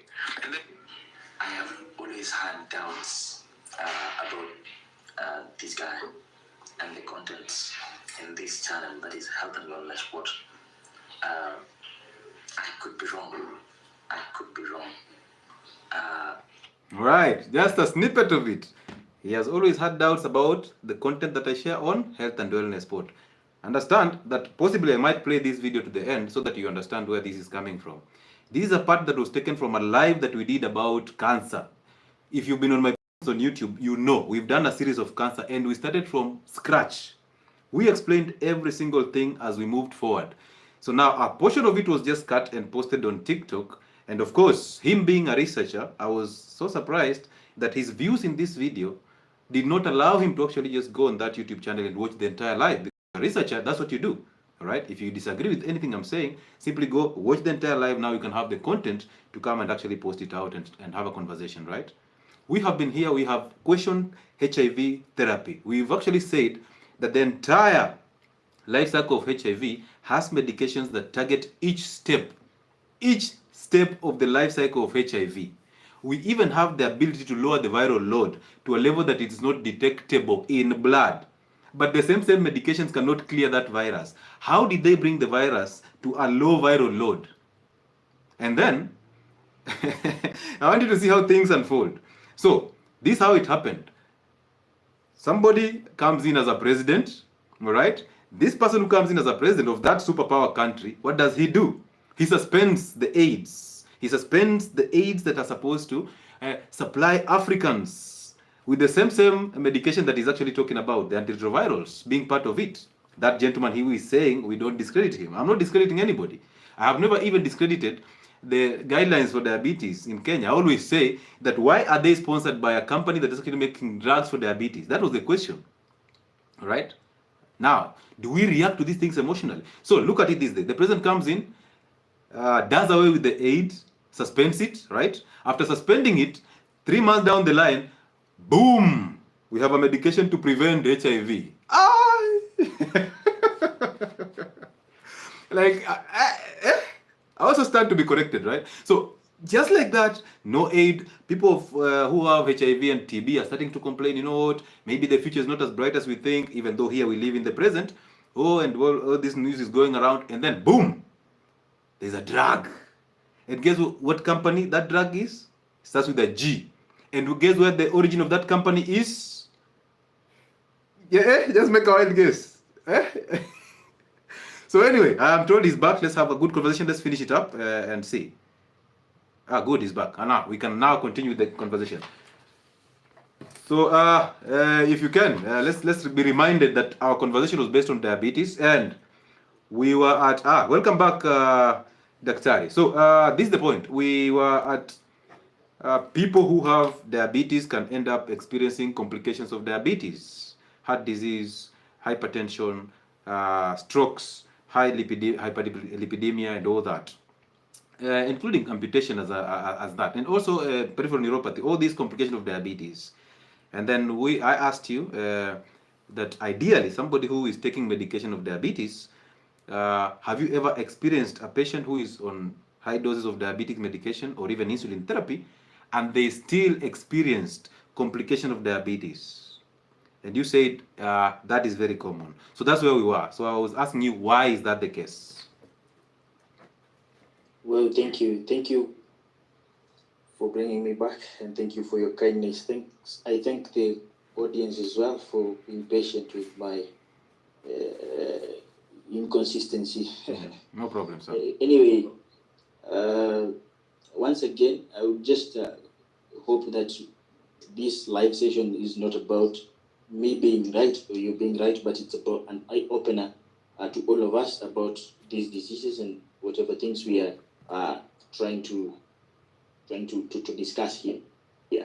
Sure. So that question, onto that question on why. Yeah. I think let's stop looking at it from the drug. Let's look at it from every aspect. One, there are factors here. There is the patient, number one, and then there is the healthcare provider, and then there is the drug. Mm-hmm. Usually, the drugs have their side effects, and that is something we tell the patients. Something we will be told that this drug can make you do this if you do this. So again, the reason why we opt for a drug is because we have assessed the risk-benefit analysis. We have looked into the risks and assessed that they are more than the benefits are more than the risks this drug could impose on this patient. But the problem is the patient does not live towards realizing the benefits of this medicine. and then they end up just being victims of the risks of these benefits. So what we do online mostly is we come and applaud the risks. We do not see the benefits. If you see a patient is put on insulin, it is a very dangerous drug. It is one of the drugs that you can never find over the counter. It's a dangerous drug in itself. It's easy to commit suicide using insulin. So if you see a patient is on insulin, that tells you that the one who has put them on that insulin, that is from the healthcare provider factor, has assessed that if this patient does not use this insulin at this point in time, then the outcome could be worse than if he uses insulin. So if he uses insulin, maybe he will have irregular sugar controls and this, but if he doesn't, probably he will die. So look, the risk-benefit analysis is something that is usually done. Now, the reason why on my side, for my patients, why we have had these adverse outcomes is because, number one, there are comorbidities. These patients are not only suffering from diabetes, but they probably have other diseases, and maybe they are even using more drugs. The second thing is on the side of compliance. The patients, not just compliance to medication, but compliance to these lifestyle habits. I wish all patients would really take lifestyle as a very serious part of medication, because with lifestyle, it is very, very 100% assured that we could avoid medication just by adopting a good diabetic lifestyle, a good lifestyle that prevents heart disease. So these patients, for them to go consistently on medication, it means that these lifestyle habits have been a problem to them. It's not that the hospital just decided that let's just know this one has come with these blood sugars, let's start this medicine. No, it doesn't happen like that. Unless there's another problem that which comes from the third factor, which is the healthcare providers. We are not 100% accurate. There are some of us who do not practice based on the guidelines and protocols that are set by those regulating authorities. But if we all practice based on the standard guidelines, then you will understand and you will trust me. You go and look at the Kenya National Guidelines on Diabetes and the framework we use to put a patient on insulin or any other oral glucose lowering agent. It is a very rigorous process, and it is in a situation where lifestyle habit has failed. Now, why does lifestyle habit for these patients fail in the hospital, and then when they come to you or another layman out there, it works? It's because you get that probably you do it better, or they are more diligent when you take them through that process, and they're not more when they come to the hospital, the expectation or their psychology is more dependent on this medication. So once again, lifestyle is more important. The reason we have these adverse outcomes is because we do not practice the lifestyles that correspond to diabetes, and two, we are not compliant with our medications, and lastly, where we do not have control, these patients have other comorbidities. They're suffering from many other infections and many other diseases that could have prompted such kind of situations here. All right. So what part of my teachings do you disagree with the most? I love your teachings. I heard you when I was coming back. You were saying I didn't go to listen to that point on YouTube. I have listened to a lot. I am one of your top most listeners because that was long ago. I've listened to a lot of them, and all right. There's just a small percentage of it that tends to deviate from the fact that modern medicine is also important. Whatever you're saying is something about the intentions and the malicious aspects of these organizations. Somebody could come up with something for us to be dependent on them. That is very right, and that is very possibly true. But I don't want us to take that as the truth, because that is not verified. It is a suspicion I could also be having, but I cannot want us to do that, because personally, I have used these medications rightfully, and they have been of benefit to patients, including the chemotherapy medications and ARVs. I have witnessed how beneficial they can be to a patient who understands why he or she needs these medications. So nutritional, lifestyle modification, and medication, they all have their place, and we have to understand those positions so that we do not mislead our patients and our listeners. And to be honest with you, the video that I was actually talking about cancer and chemotherapy, the side effects of cancer therapy or cancer medication, is actually a personal experience, given that I had my sessions at Coast General when we were dealing with cancer in the cancer centers back in 2017, 2018, 2019 or so. So it's not like something that I'm speculating, it's something that can actually be verified very clearly, okay? But all the same, what is important to you, Daktari? Generally, to In you as terms a of what? person, what is important to you? The most important thing is life, of course, to live life in a way that is good to not only to you, but to your environment as well. That means you have to be positive with yourself and positively impactful to your environment. I think that is the most important thing to me. I think that is in line to me achieving my purposes as a man in this life. Yeah. All right. If you were diagnosed with diabetes, would you follow the protocol that you're actually following if you knew that actually diet can actually change your life regardless of the type of diabetes that you have? First of all, I am different. I am not like any other patient. So I would definitely live in a way to prevent myself from getting there, because I know how to live to prevent myself from getting there. And that is something you teach very well. Okay. But there is a situation where, God forbid, if it gets to me in that situation, then there are things that even if I do nutrition-wise could not help my prognosis. So the people around me, even myself, will have to weigh the risk and benefits of whatever thing I continue to take. That is where probably I may need those other medications, or maybe I may not need them. So it depends with how this goes and the situation I will be in at that particular time. All right. Yeah. Do you believe we inherit genes for diabetes? Yeah, it is again, I would like to take you to research. Research says it is a risk factor.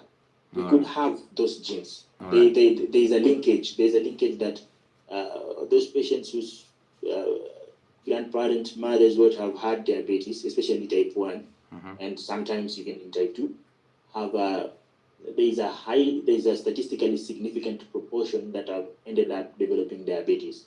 But that number on its threshold is not 100% enough to verify the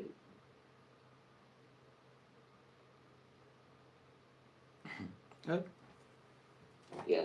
All right. Okay, thank you. And do you believe brown is better than white? Exactly, definitely, because of the glycemic index. That's very true. All right. So would you advise a diabetic person to consume brown bread over white bread? Yes, because if they need to control their sugars, they need to focus on meals that have lower glycemic indices. Brown bread is less refined, has lesser glycemic indices, but the significance to white again is not that much big, and that is why if the diabetic is severe and we have confirmed that it is aggravated by carbohydrate intake, then the best thing is to undo carbohydrate diet, which is something you teach very well. All right. So that's something we can assess. All right. Is there, let's say we have an egg that has, let's assume 200 calories, and then we have a donut that has 200 calories. Are those calories the same? They're not the same, because this donut is directly a carbohydrate. The absorption, before these things are metabolized and absorbed, they go through various processes. The eggs will not be absorbed directly as carbohydrates, but donut will. So that is that tells you that this donut will be more impactful in terms of blood sugar control and may affect this patient more than the egg. All right. But in terms of calories, basically not in terms of how they affect blood sugars, in terms of calories, is 200 calories of energy in a donut same to 200 calories of energy in an egg? Yes, that is calories. So those are just similar things. All right. Is there any fruit that is actually recommended in diabetics? It depends with the blood sugar at a particular time. But Just for patients with general diabetes, normal or significant factors, all fruits are very important to them, all. But there is a level where we may not recommend bananas because the sugars are too much.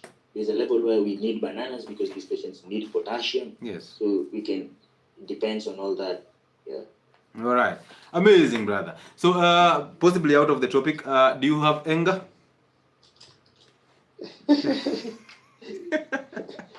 I'm laughing. Yeah, of course, everybody gets angry at some time. Okay. Maybe let me apologize to your audience. Okay. Some say mtu aliniambia usikasirike ama acha kuongea na hasira. I think maybe that is how I speak. I don't know.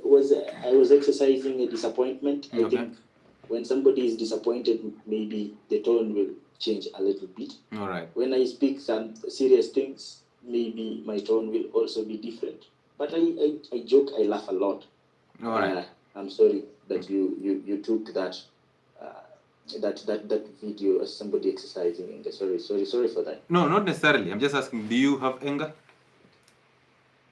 Anger, everybody has anger, including me, depends. All right, so do you have anger, you as a person? Anger or hunger? Let's use anger. Oh, A. Yeah. I don't have anger issues, but I can get angry, so I don't have anger. I don't. So you don't have anger? Yes, I don't. All right, and do you get angry? Exactly, I do sometimes. All right. Do you believe somebody can get angry without having anger? How how's that possible? So, do you believe that? Do you believe I can get angry without having anger inside me? I don't think so. All right. I don't think so.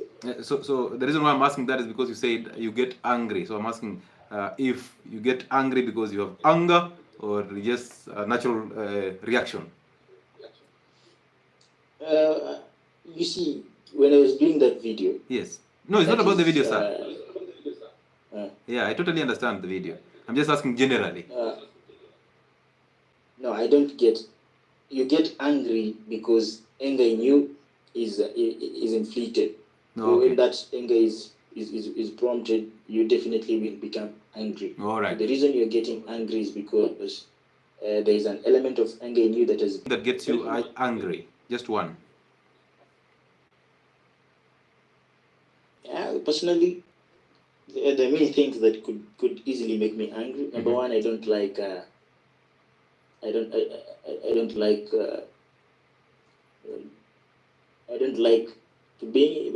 being in a superior limelight. Okay. I don't like show off. All right. I don't like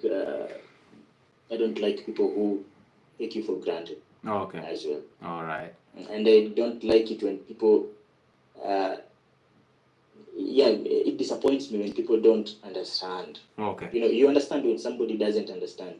But if somebody understands and then goes against me, it won't make me angry. But if somebody doesn't understand, it really disappoints me. Okay. So do you think people get you angry or people help you to exercise anger? Why are you asking? It's the last question. Unless I have to read through the comment section and actually pick up some questions for you to respond to, and then we can call it a night. It's just a general conversation. Repeat that last question. All right. Do you believe people get you angry, or do you believe that people help you exercise the anger inside? No, people help you exercise the anger that is already inside. Amazing. Thank you so much, Daktari. Allow me to go through the comment section on YouTube and just maybe find one question you can respond to in terms of the audience, and then we can wrap it up. Okay. Okay.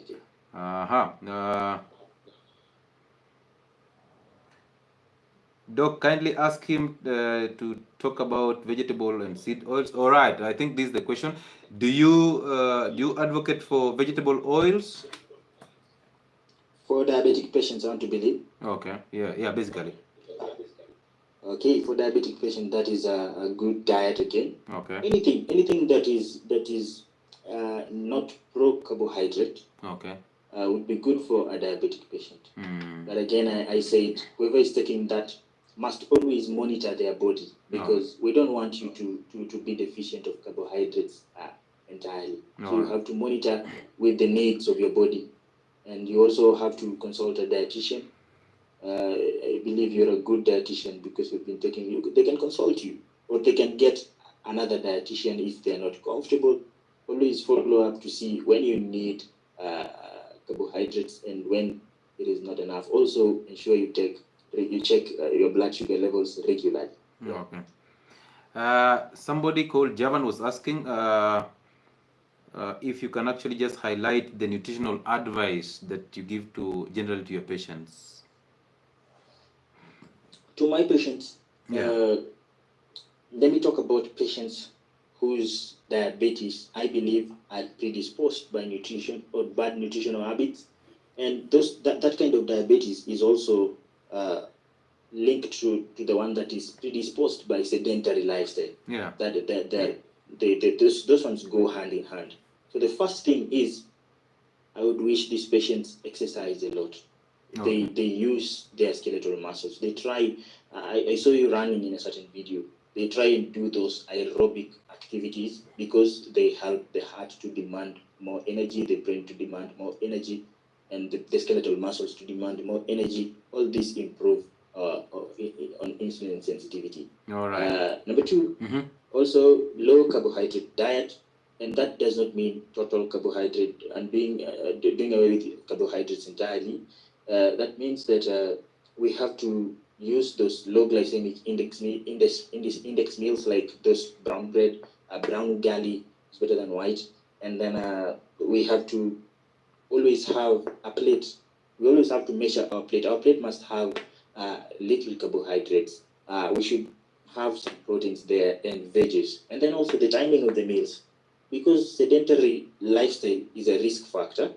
We have to make sure that these patients eat less when they're going to rest.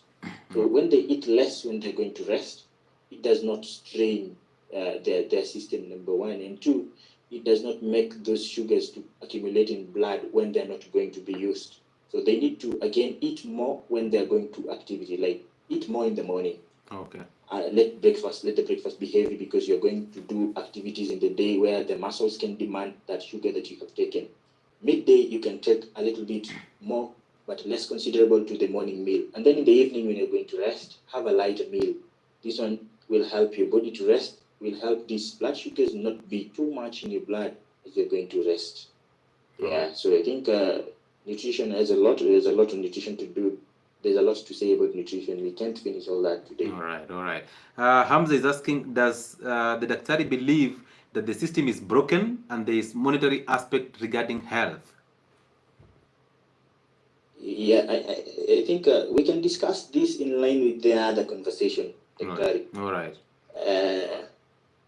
And I think it is my duty to convince you, first of all, not to directly link these people, these big pharmaceutical companies, these big players like the funders, to unethical research practices. Yeah, there could be hearsays, there could be some thoughtful the things that have been said about that. Yeah. But I don't know if we can verify that. All right. Let us try to look at the effects of the drugs themselves, if used in the right way as per prescription and as how they are indicated.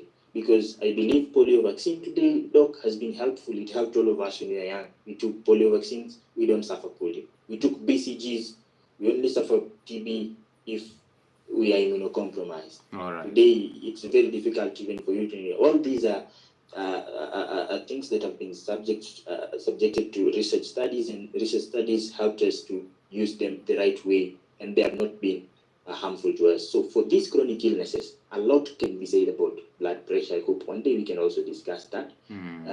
Let us try to look at them from the right perspective. Nobody gives them for the side effects. All we right. give them for the benefits. Yeah. All right. So do I believe it's for money? There are companies that are for money. Unfortunately, most of the companies that are focused on the financial aspects, in my opinion, are not those that are the primary research companies. The primary research companies are different from the distributors. The distributors may alter the compositions, maybe to favor certain factors. Again, the distributors have various marketing protocols that mainly they could affect the way this drug should be administered and many other things, and this should not affect the quality of research. I believe even in HIV, whatever you try to allege is something also that also crossed my mind. HIV is a virus. We have never had a viral, an antiviral medication that directly works against the virus. So up to now, there's no virus that is curable. All those the viruses we have are just they're always just suppressed, including HIV, measles, all those. It's only that there are some viruses that the immune system can suppress completely. There are others that are not able to, the immune system cannot suppress on itself, so it needs other supportive factors like HIV. They need the heart to continuously suppress that virus. But we have vaccines. That is maybe something we can question. People may have those questions. Is it because these people want us to depend on them, like whatever Trump did the other day and all? Those are questions. Those are suspicions. Let us not make them to be facts when we have not verified that. For now, let's just try and trust. There is an element of doubt even in my side, but let us just try and trust these research studies, because I believe their benefits have been more, and also use them cautiously. If somebody has said this, we can be cautious about it, but let us not discredit them entirely. All right. Somebody's asking, how many eggs should somebody eat in a week? Diet. There's no specific diet for everyone. Somebody may not need eggs. Another one may need. So it depends with you. I would have to know your lipid profiles, because again, eggs have a lot of cholesterol. So I would like to know your system and how you function before I prescribe eggs for you. So it depends again with the person and their nutritional habits and their lifestyle at that particular time. Okay. So another one is on the eggs also. They're asking, is there any problem with cholesterol? Very, very much. There's a lot of problem with cholesterol. Yeah. Yeah, cholesterol leads to a lot of cardiac diseases. It is a risk factor for, it's a cause, not even a risk factor for high blood pressure. Too much cholesterol in blood can cause blood pressure, because they're clogged in vessels, and this narrows the vessel walls. That is high blood pressure. So cholesterol is good and bad at the same time. So you need to understand again where it's good for you, where it's not good for you. In a diabetic patient, there is a tendency of you having too much cholesterol in your diet. Okay. And if you have that in your blood, so you are supposed, especially the older diabetic patients, they are supposed to take their lipid profiles at least regularly to see the levels of lipids in their blood. If we find out that they're too much, again, we can modify your lifestyle to try and reduce those cholesterol levels. Okay. And another one is asking, this Mudoni Kariuki is asking, would you advise patients who have hypertension to take salt? Which kind of question is that? I think that person is trying to test my patience. He knows that it is bad, and then he wants to test my patience. Let's not answer that one. Yeah, so Angela, please keep those questions to yourself. All right, sir. Thank you so much for taking your time to be here. It's been an amazing, bro. 2 hours of this conversation, and the reason why I brought forth this conversation is one. We had to actually educate the masses about this condition, and I'm glad that you actually took the stance to come and hold this conversation with me. I appreciate you for that.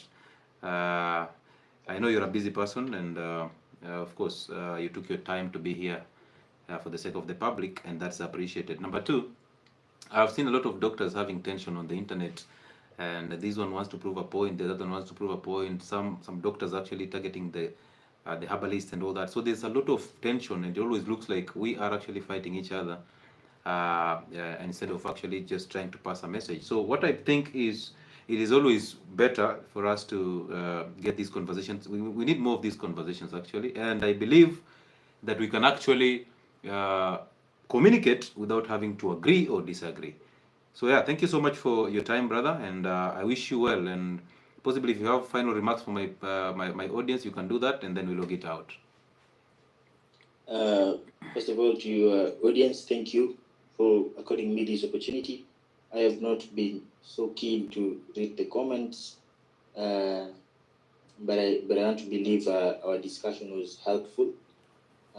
In any event that it wasn't helpful, I really apologize. And if you feel offended by my remarks in any way, also, I am sorry. To you, thank you for this platform. My platform is new. I'm new on TikTok. Okay. I just started doing this the other day. I have this research firm, this healthcare research firm. It is a medical center and a research firm. We do a lot of research, not necessarily medical research, but generally all research. And I thank you for this opportunity. It is one of the platforms that I think I have used to market myself. I don't take it for granted. May God bless you. And then just last, I think there is a misunderstanding on the way maybe we did the other videos. I said I would like to be proven wrong. I am still leaving that open, and I believe you are a gentleman. You will be able to undo all my doubts about this subject. So if those videos are offensive, and in any way, if they offended you, also find it in your place to forgive me. I hope this discussion was helpful and impactful to our patients. Amazing, man. Thank you so much. And I will see you on Friday if you have time. There's a show that is called Identity Fridays on Uncle Chile platforms on the internet. You can join in and just learn something new about identities and all that. So thank you for coming through. I celebrate you and I appreciate you, bro. You have a good night, okay? Thank you. Good night. Amazing. Very good conversations there, ladies and gentlemen. Right, now you can tag me into another one. We can have another conversation. You see, that's how it's supposed to happen, right? We don't have to disagree or agree. We can simply communicate without having to agree or disagree. It makes it easier. Now, ladies and gentlemen, if you're on these platforms, you've enjoyed this content for the last 2 hours, please, your role is to just like the live, right? Like the live. You can share the live. Information is power. And tonight we've got so much information for free. All right. So I really appreciate every one of you for being patient, sticking here to roll this conversation. It was so intentional, and yeah, I'm glad that we've actually picked in a lot of things. If you're on TikTok and you've never visited my YouTube platform, it's called Health and Wellness Sport. So you can go on YouTube and just subscribe on that channel, Health and Wellness Sport. We have a show that is coming up on Friday. Come on, Friday. Yeah? It's called Identity Fridays on Uncle Chile. So on YouTube, we have 2 platforms. We have Health and Wellness Sport, and then we have Uncle Chile. Those are 2 platforms that you don't want to miss because they teach you something that you have never known. Amazing, all right? And it's for free. I have a platform on Telegram called Health and Wellness Sport. Join there. We have about 7,000 people who are actually sharing a lot of information about health, and they teach you a lot of things there. They correct you. They teach you things. They make you, basically, they motivate you to become a better person. Now we have weight loss programs that we are running. Tomorrow is the 15th. We have a 3 months weight loss program that is running from tomorrow all the way. Okay, so we alternate 2 months and 3 months weight loss programs on my platforms. So you can use the contact that Kekeli has pinned there, 0707074722, to book your slot for these programs, whether 2 months weight loss programs or a 3 months weight loss program. And the 3 months kicks on tomorrow. So those of you who have joined in, you receive a call from us in the course of the week, and then we can actually jump and start the program. So thank you so much for being here. Okay, we have merchandise that we're actually selling in Timenti House in Nairobi. You can go there, purchase. Some of it is on the 2nd floor, shop number 6T. There's a gentleman called Brian Omwenga. He will serve you right. But most importantly, on Tuesday next week, we are starting our physical consultations in Nairobi. So I'll be in Nairobi from Tuesday all the way to the 2nd of August. Okay, and that will be amazing. So you can book your appointment through the same contact, 0707074722. Kindly send a WhatsApp message on that contact requesting for whatever you want, whether weight loss program, whether the merchandise, or whether the physical or online consultations that we roll every evening. So we have online consultations every evening, but we have physical consultations in Nairobi. So you can actually start booking earlier. Of course, there are people I've seen who have already started booking. You can do that. So we can see you there. Are we paying for the weight loss program? Come on, you can't do that. What a question, my friend. All right. So yeah. So join those groups, join those programs. I have a platform on Facebook called Lewis Muchile. So please, let's join in and let's change people's life for the better. 130 people on YouTube and 213 people on TikTok. That was just amazing. Amazing, guys. So I celebrate you. I thank you for being patient with us. And yeah, let's see you on Friday on Identity Fridays on Uncle Chile. You know how we do it. We bring the roof down. And then, yeah, we make you a better person. So thank you so much. Share our live, share our platform so that people can actually subscribe. And we get better. Support us through those merchandise. Support us through those consultations. If you want, come in. Let's change your life for the better, okay? So Nairobi it is next week from Tuesday all the way to the 2nd of August. Amazing. So you have a good night and of course see you on Friday.